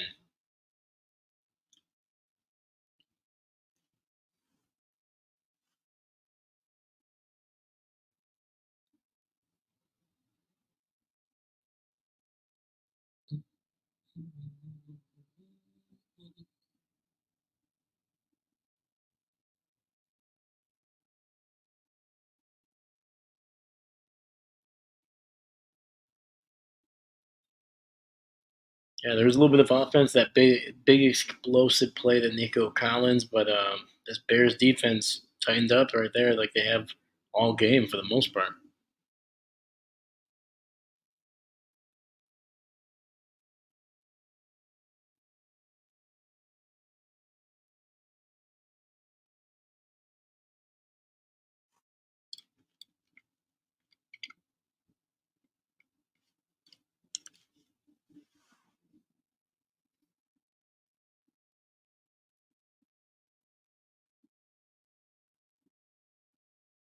All right, guys.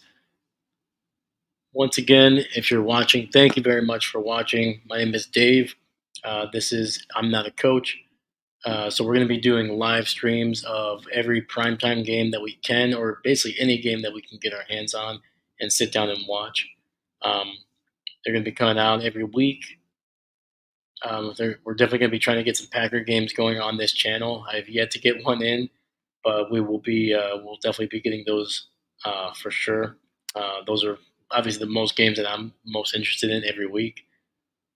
On top of that, we're going to be doing some extra content with breaking down some all 22, just some little stuff, just some of my favorite drives of the week. So it's not going to be anything. We're not going to be doing the whole games or anything like that. But there's going to be at least one or two videos coming out, hopefully every week, if not every other week. And it's not going to be necessarily the drive of the week, but it's just going to be some drives that I like throughout the season so far. And I'm going to try for sure to try to be kind of close to what the week is. I'm trying to get those done, but it's going to be take a little bit of time. But hopefully those are entertaining. Let me know if you like those. Um, Give me some feedback on those for sure. I'm always ready, and I'm hoping to get those.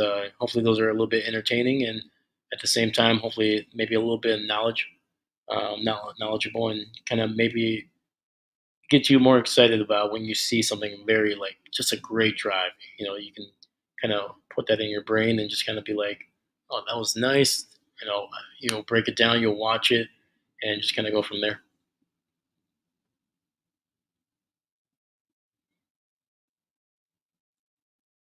The one positive of doing these streams and basically having to turn off the broadcast, at least the audio for sure, is I do not have to listen to Chris Collinsworth's voice anymore.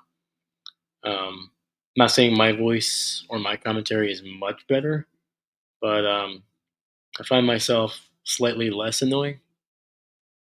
You can be the judge of that. You can leave a comment. Shotgun gets the ball out quickly. Jesus. And DeAndre Swift just gets blown up in the backfield as soon as he got the ball. And yeah, Swift he is frustrated. He is yelling hard. I mean, they could have gotten probably helmet to helmet there, but Jesus.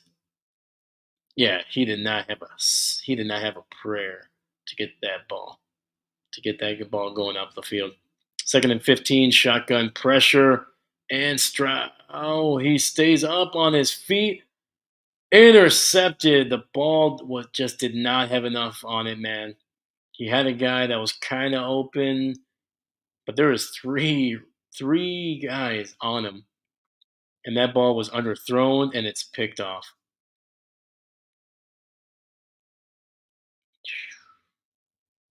Yeah, Like I said, if the pressure continues, and Hunter, number 55 for Houston, he just destroyed the tackle. The tackle barely even blocked him.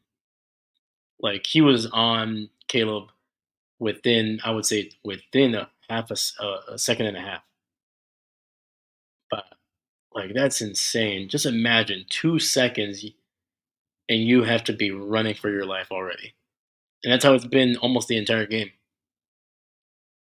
And I said it earlier. This is what happened. This is what destroys young quarterbacks when they are not able to trust their offensive linemen. They forget all about mechanics. They forget all about you know trying to throw a good ball, or even just looking at the coverage. There was three guys on that wideout,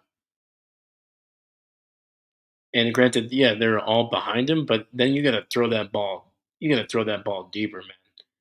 Overthrow him is better than an underthrow when there's three guys that can pick it off. And once again, that was because Caleb was not able to set his feet. He was just basically playing on instinct and just thinking he's back at USC. I was like, you can't do that. You can't fall into those kinds of habits in the NFL. You've seen it. You saw it with Zach Wilson. You saw it early on with Sam Darnold in his career. Um, Sam, obviously, from what you can tell by this season, he's gotten a lot better at those. He's not making those decisions. He's taking the sack if he needs to, or he's just throwing it away. But eventually, you got to have an offensive line that can protect you. Otherwise, it's just not going to be a good day. And this play for Houston, unfortunately, is going to be sacked here. C.J. Stroud going back 7 yards here.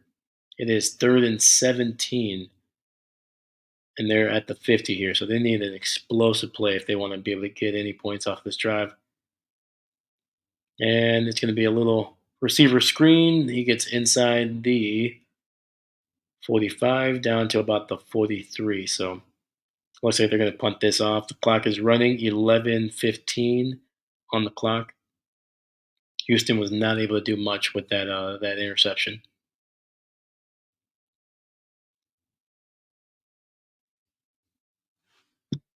It's a two possession game, 10-19. So Houston doesn't really have to do a whole lot, really. They just have to, you know, kill time at this point. They don't need to score any more points. Punt is away and downed at the 6. Heck yeah, nice job by Houston. Great punt, great coverage right there.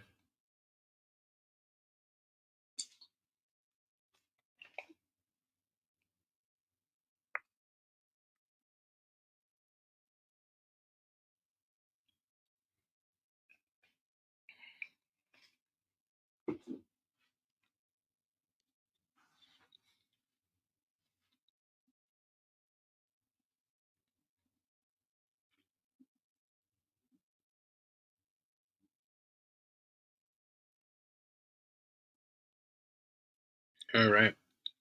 But what do you guys think? Do you think that Eberflus is? Do you think he's gonna stay? He's gonna stay as the coach throughout the entire season, or if things continue, do you think they're just gonna cut their losses and gonna start kind of over next year with a new head coach, most likely, obviously, new offensive and defensive coordinators, possibly. Um, and that's what's it gonna do to the development of Caleb, man? I mean, at this point, he's not getting. He's not, it's been rough. Um, it could obviously be a very positive change, but that's a lot to put on a player. Learning a whole new system, no consistency, and obviously there's zero guarantee that he's that the new system or even the new coaching staff is going to be able to really get Caleb uh, uh, in a better situation than they are now. So, and like I talked about it earlier, when you have so much change for a quarterback, especially a young quarterback, when they're just going through coordinator after coordinator, head coach after head coach, yeah, there's development just gets stunted at every turn. Because these guys they're coaching them different techniques, different methods on how to play the quarterback position. You saw that with Justin Fields here in Chicago. Like when when he was drafted, they're like, oh, you gotta play quarterback. They were telling him not to run. Then when that wasn't working, they're like, oh, you gotta run, you gotta scramble, and it worked for a bit, but he was not improving as a passer. And then when Eberflus came in, it was just they basically gave up on developing Justin Fields. They were just letting him do whatever he wanted to do, and he has a lot of talent, a lot of crazy athletic, insanely fast.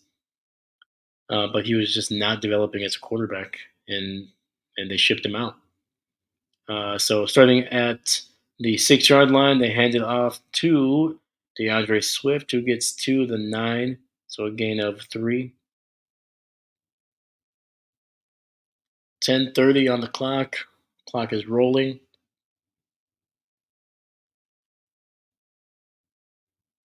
2nd and 7, empty set, shotgun. Caleb scrambling, pressure, throws the ball and out of bounds. It'll be 3rd and 7.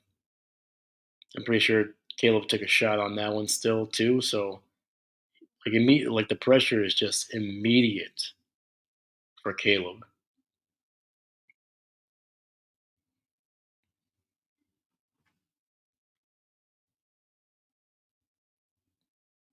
Like every time the play when they call a play that needs a little bit of time to develop to get it deep, and that's what they need. They're down by 2 possessions here, and it just there's no look. It's a four receiver set. They have a running back, but geez, and he gets sacked, gets just demolished at the 1. Pretty sure I just saw, yeah, I just saw like a mouthpiece just fly out when that hit. Jesus. Number 97, big 97, just free runner. Just a free runner. The stunts and the wraparounds that they're doing, man, the guards are just letting Caleb down. He took a shot on that. Well, they're gonna punt it here, so it'll be 4th and 14. Not a I mean, it's actually a pretty good punt actually. Punt at about the 45. There's going to be a return this time, though. And he gets into Chicago territory down at about the 44.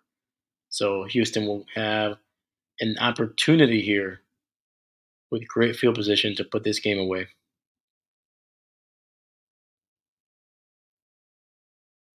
Yeah, trust me, I'm a Packer fan, and it is, it is tough seeing Caleb play behind this offensive line. And like I said, it'd be one thing if it was kind of like the Bryce Young thing where it just looks like the throws are not accurate, things like that. You can coach that, you can improve that with the player. But when your offensive line can understand that what Houston's been doing probably the entire game at this point, is that they're using their defensive tackles. One is cutting in, bringing the guard and the center. Basically, they have to double team him, and then the other defensive tackle just wraps around. And the inability of these guards to disengage and block that up has just been killing them this entire second half, especially. Huge open run by Cam Akers up the field and a big, big first down. That's the first big run I've seen in this second half in a while. So yeah, they had Schultz up in the fullback position. Cam Akers just makes a great cut up the gut, gets to the sidelines, stiff arms a guy, and then gets down to about the 22, 23. Oh, he stepped out at the 25. So, but great job, 1st and 10 at the 25. Handoff, gains only about a yard.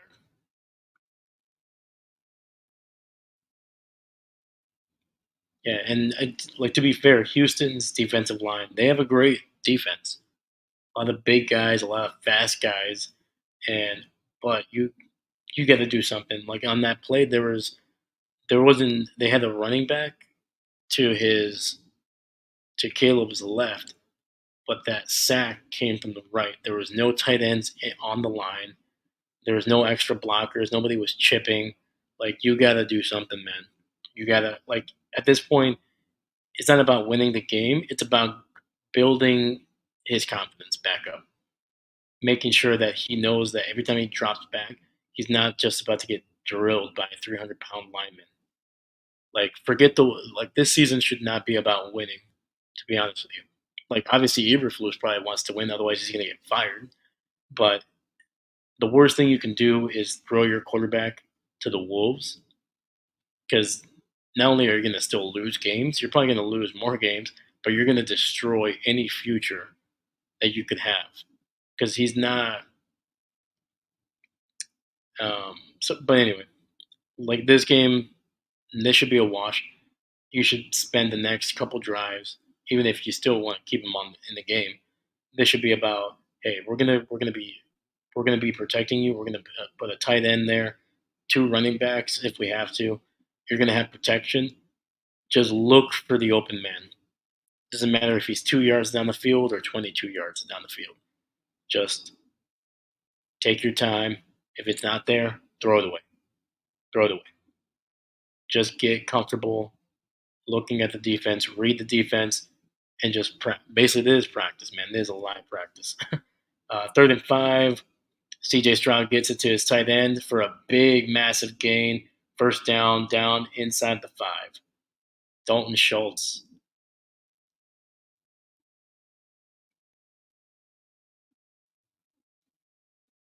Yeah, that was a nice, nice little like it's almost like a little seam hook. Oh, sorry, sorry. It was like a little sorry.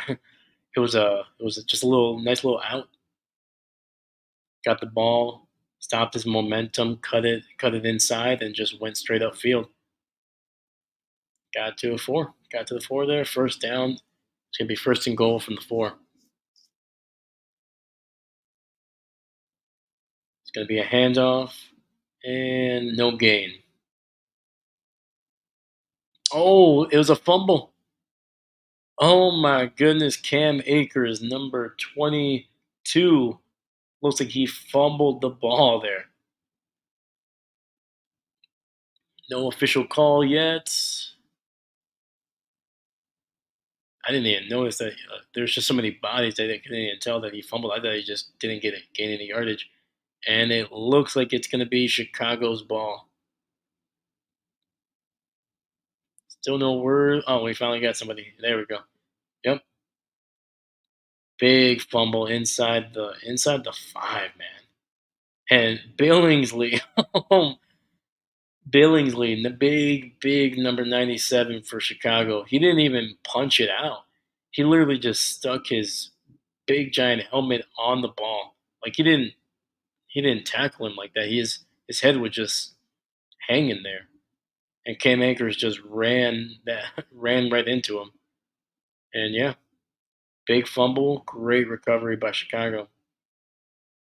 There we go. All right, well, let's see what Chicago can do here. They have not done anything for most of the game.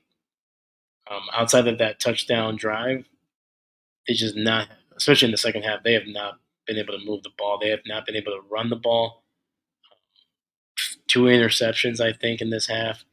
A bunch of sacks, a lot of pressures on Caleb Williams there. So yeah, hopefully, like I said, at this point, yeah, you still have a chance to win or at least make it close, but it should not be about it should not be about winning. You have to prove as a coaching staff that you can protect your quarterback. You can get him in a position to make the plays. Like Caleb, he can do it. I feel like he's like a legitimately going to be a good quarterback for Chicago. And I hate to say that because I would love them. I would love it if Chicago just drafted another bust. But he looks like he could be a good quarterback. But they are not helping him at all right now. So you need to prove that you can protect him, that you can make play calls that actually are going to work, and that he's going to be able to have time to execute. So,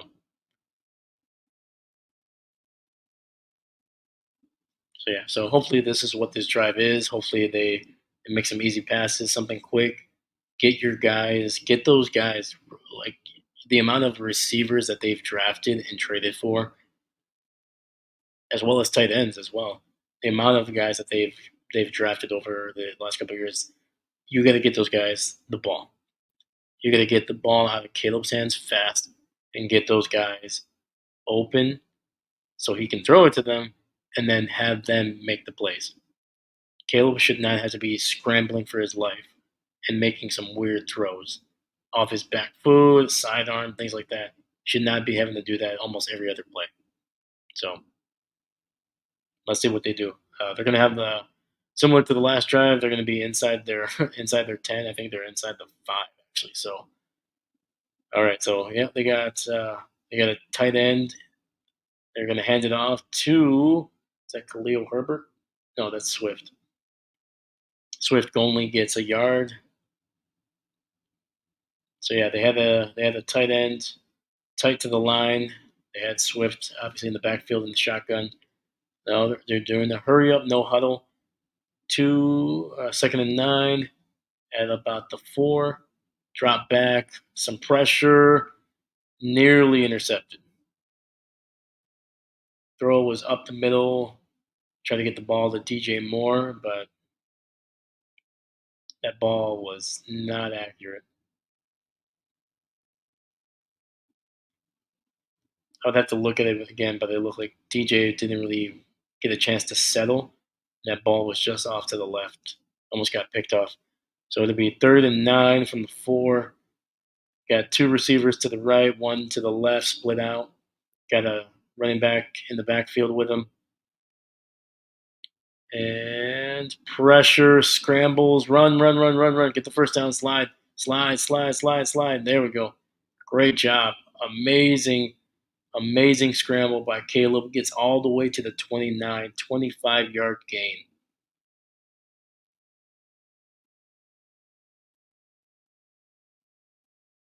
Great work. It'll be first and 10. They're saying it's at the 38. That's when the slide started. So shotgun, 4 receiver set. Ball's a little low for DJ, but he catches it. Gains about 7 yards. Could have been a little bit of a bigger play, but Caleb just trying to get that ball out quickly, and it was very low. It was almost below DJ Moore's knee, so he had to come back for it. So second and 3 from the 35. A little bit of pressure, better pocket. There's a hand in his face, and threw it way deep, overthrew it. Trying to get it to DJ Moore. Way, way, way.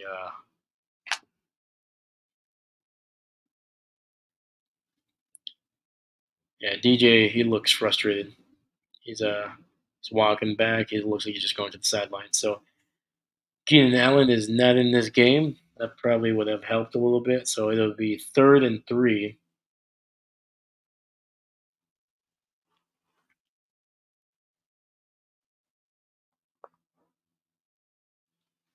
Caleb changing things at the line. 2 seconds on the play clock. Snap. And finds a man. Finds Cole Komet open. Pressure was about to get to him.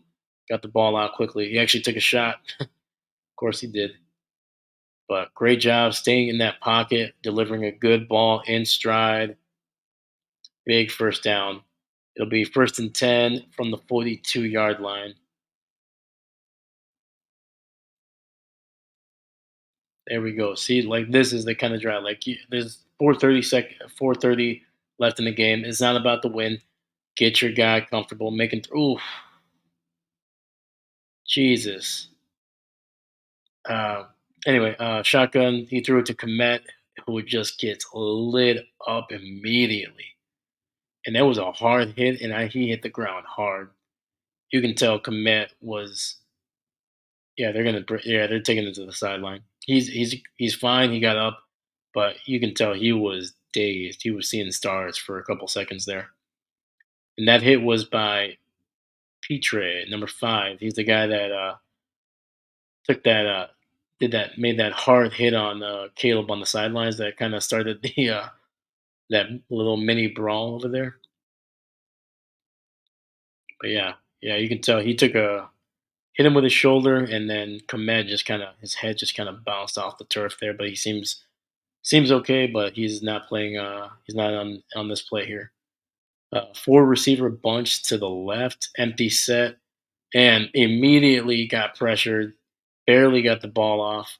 Got it to the sidelines. He took a shot, man. Jesus. And the pressure was immediate. As soon as the ball was there, you could tell him. Yeah, there was a big blitz. Took a hit from number 0. It wasn't a big hit, but it was.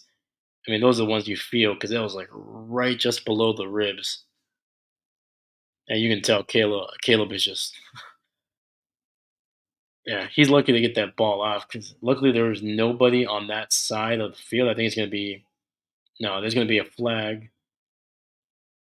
Well, he was in the pocket. Uh, yeah, they're going to throw the flag for intentional grounding. Yeah, because the nearest receiver was like 20 yards, and he was not looking back at it. Yeah, he was in the pocket. It did get past the line of scrimmage, but fortunately, you need to be out of the pocket to be able to throw it like that. So that's even worse, man. You take a shot like that, and you get penalized for it. So it'll be 3rd and 1. 3rd and 1. Yeah, no, no. There we go. They finally fixed the graphic there. So yeah, it should be 3rd and long. Yeah, 3rd and 14. There we go. Unfortunately, they're now on their own side of the field here, so this will be at the 43. Houston looks like they're bringing in some pressure here. Yep, 6 people. Jesus, took a shot to the face, and yeah, that's gonna be a flag because they smacked the heck out of Caleb. They went high on him.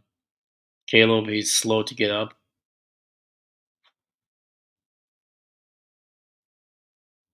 Yeah. Anyway, his pass went out of bounds. He was not gonna catch it anyway. But yeah, number 97, Edwards Jr. Like I think his helmet hit him. Yeah, helmet. He put his arms up there to hit him high. Yeah, that was gonna be a flag all day. Dude, Caleb has got beat up, man. I mean, his offensive lineman was literally just to give you a perspective of that play. It was so bad that by the time Caleb finally fell from getting hit in the head, he actually fell on top of it. The guard that was getting pushed back by the guy that hit Caleb in the head. So that guard was just destroyed immediately. Scrambling and he slides. Luckily, did not take a hit. That pocket was not going in. That was collapsing pretty quickly. He couldn't find anybody open. So it'll be 2nd and 10. Clock is at 3:40. Clock is rolling. Ball is at the 42. They're in Texans territory right now. They're going to do a nice little draw play. And no, not Khalil Herbert, number 20, Homer Simpson. Homer gets about, I would say, like 6, 7 yards there. So nice 3rd and 4 there. I mean, at this point, it's 4th down territory, so you got 2 plays to get 4 yards here.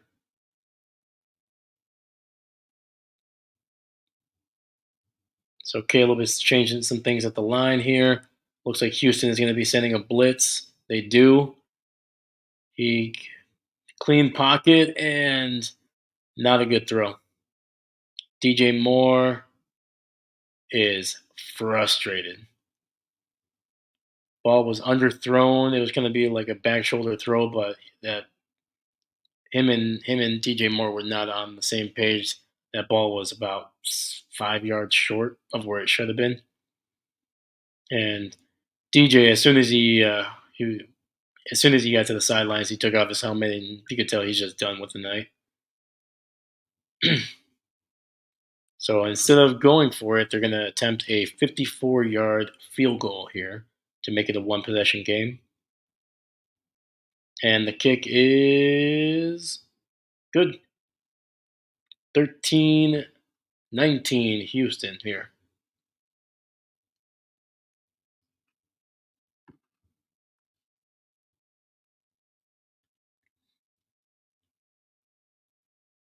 It's a good kick. Very good kick.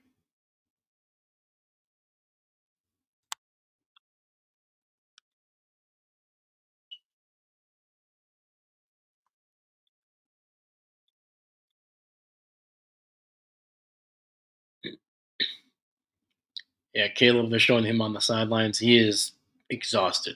He looks like he is just feel like he just yeah. There's if I was them, I would just at this point just put the backup in, man.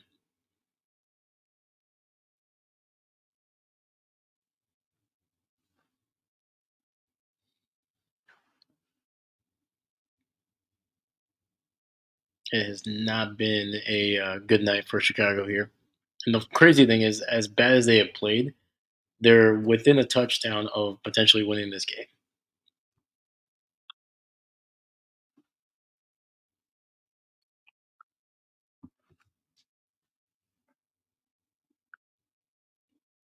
And they're not attempting a onside kick here.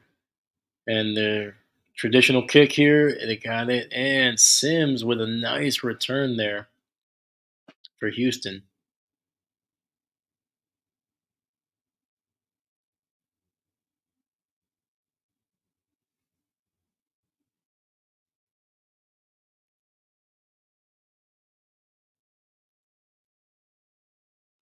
Showing some Stroud highlights here. I'd be very surprised if they have. Well, actually, they still might have him. Man, I forgot it's a 6 point game here. But I'd be very surprised if they throw it. Couple players in motion, fullback, tight end in the fullback position. They're going to hand it off. Goes nowhere. If anything, he might have lost a yard.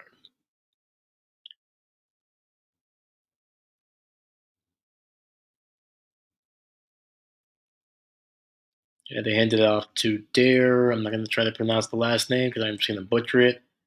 Um, but he's a former Badger, former Wisconsin guy. Grew up in Milwaukee. And it'll be 2nd and 10.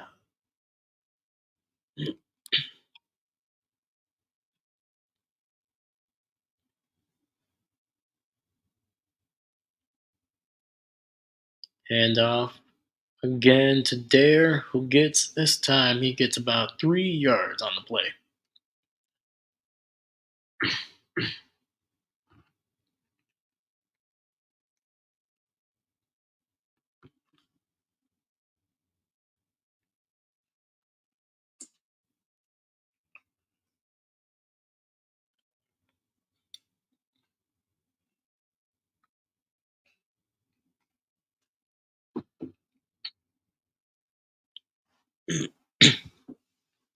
Yeah, Chargers are 2-0. Ravens are 0-2. Crazy. Like I knew. See here. Packers first NFL team with 800 regular season wins. But yeah, I'm not surprised that the Chargers are 2-0, but I'm very surprised that the Ravens started out 0-2.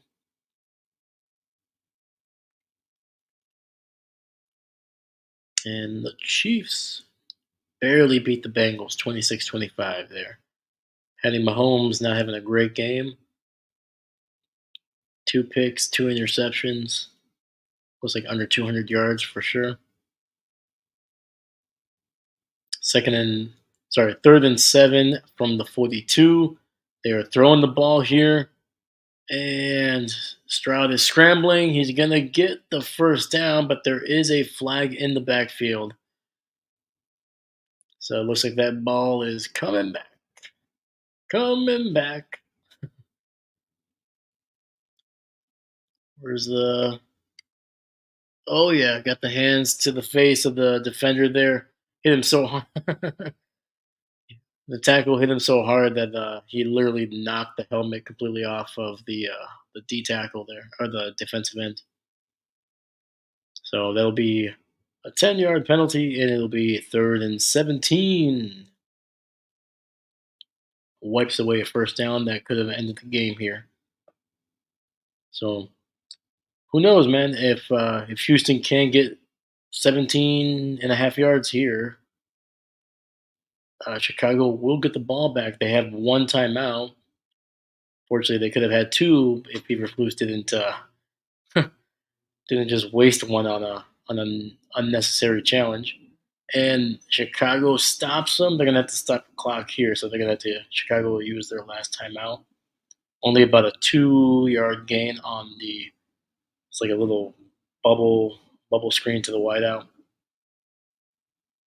And there's going to be 145 left in the game. Chicago's offense should get the ball with about, give or take, a little over 130, 135. We're going to have to see the field position here. So they're down by 6. So a touchdown and an extra point does win the game for Chicago. But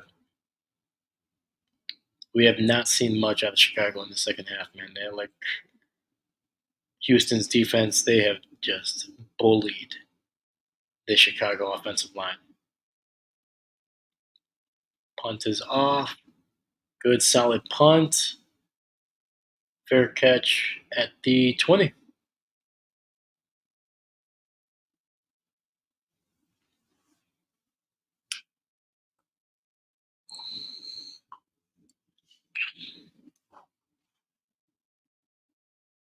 All right, guys. So what do you think now that we're getting towards the end of this game? What was the biggest highlight for you guys? Uh, was it the couple explosive tanked out catches there? Was it that nice run by I think it was I'm trying to think here. It wasn't Mixon. Trying to think who the running back was, but it was a nice little run to the right sideline there that kind of broke it out. All right, let's see here. 1st and 10 from the 20. Caleb drops back, a lot of pressure in his face. Gets the ball out, breaks the tackle. Number 15. Who is that? Adunze nearly gets to midfield. Clock is running under 120 left. Ball is at the 47. Okay, all right. Obviously, no huddle. Two receivers to the left, running back to his right. Shotgun, taking up a lot of time. Took about 12 seconds off the clock just getting situated there. And the pass is incomplete, dropped by Everett, number 14. So 107 left on the play clock here. From that first play to that second play, it was 30 seconds off the clock. And it's going to be 2nd and 10 again from the 47 in the shotgun. Similar formation, but two receivers each on each side. It looks like one of them is a tight end. It looks like Mercedes Lewis running back in the backfield to the right. A little bit of pressure, and he is just destroyed, sacked. Holy cow! Hunter just dove on him like a like a lion, just like hands all up. Holy cow, man! That looked painful. Clock is running. 3rd and 18, under 40 seconds. Same personnel as it was before. Caleb running, and he's not going to go anywhere. He gets only a yard. Took a shot, man. He got hit twice. He got hit low and high. Jesus. And there's a flag on the field. Who knows? It might probably holding.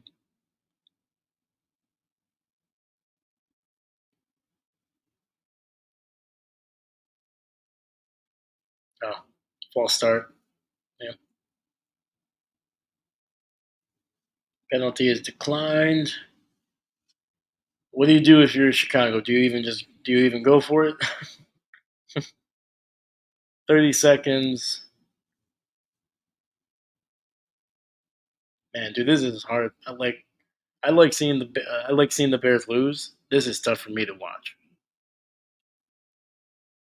I feel bad for Caleb Williams, man. He's Poor dude is just getting just destroyed, man. They can't run the ball. When they try to pass it, they can't block for him. All right. 4th and 17, 34 seconds left. Clean pocket, throws, and not on the same page as his wideout. Adunze kept on running. Caleb thought he was going to come back to the ball. Incomplete, turnover on downs. 30 seconds, Houston's winning the game.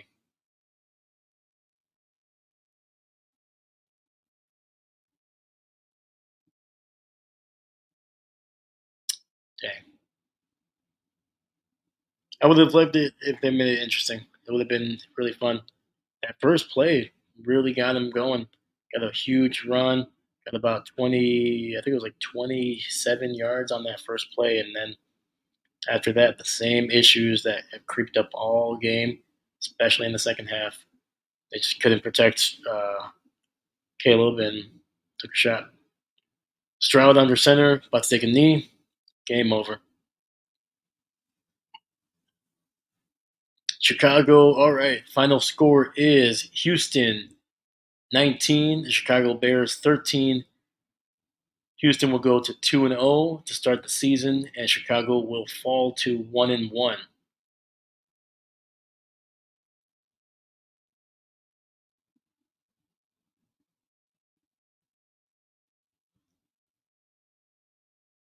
There we go.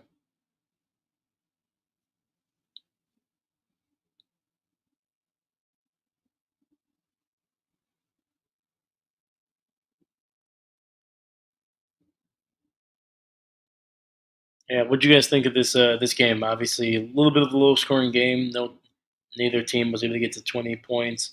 A lot. I feel like this was a big defensive game for both teams. Obviously, Houston really came on strong, especially in that second half. Um, I mean, at the end of the day, I think what there was only trying to think. Chicago's defense only gave up one touchdown in this entire game. I think there was four field goals. Um, yeah. Otherwise, I think the MVPs should be the defense, the entire defense of Houston, and Chicago played well too. They played well enough to win. Just unfortunately that their offense just could not get anything going. They couldn't run the ball, and Caleb was just he was pressured almost every drop, especially in the last couple, especially in this fourth quarter. So yeah, but let me know what you think. What was your favorite part of this game? Is there any players, any plays that really stood out to you? What did you think of the defenses? Um, do you think who do you think was more dominant? Do you think the Texans really just got it going towards the end and they really pushed away, or do you think Chicago kind of did what they could uh, based on the situation that they were put in consistently? So, but yeah, what's your opinion on Caleb Williams? Do you think this is an indication of him not being able to, at least not yet being able to figure it out, or do you think it's the surrounding cast right now just not being on the same page, not having possibly the same amount of talent as the defensive line there? So, but yeah, let me know. I thought it was a really good game. It was a great defensive game. I think that was the most entertaining part of it. But yeah, once again, my name is Dave. We're going to be streaming as many possible games as we can throughout the season.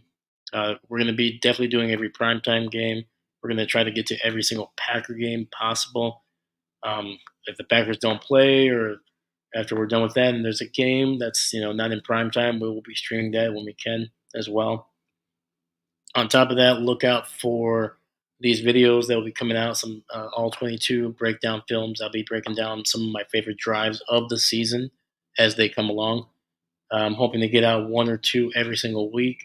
Otherwise, we'll get them out when we can, and I'll make sure that there's a consistent schedule. That way, you guys can anticipate when they drop, and Hopefully, it will be some good feedback, and let me know if you'll enjoy those as well. So, once again, leave a like on this video.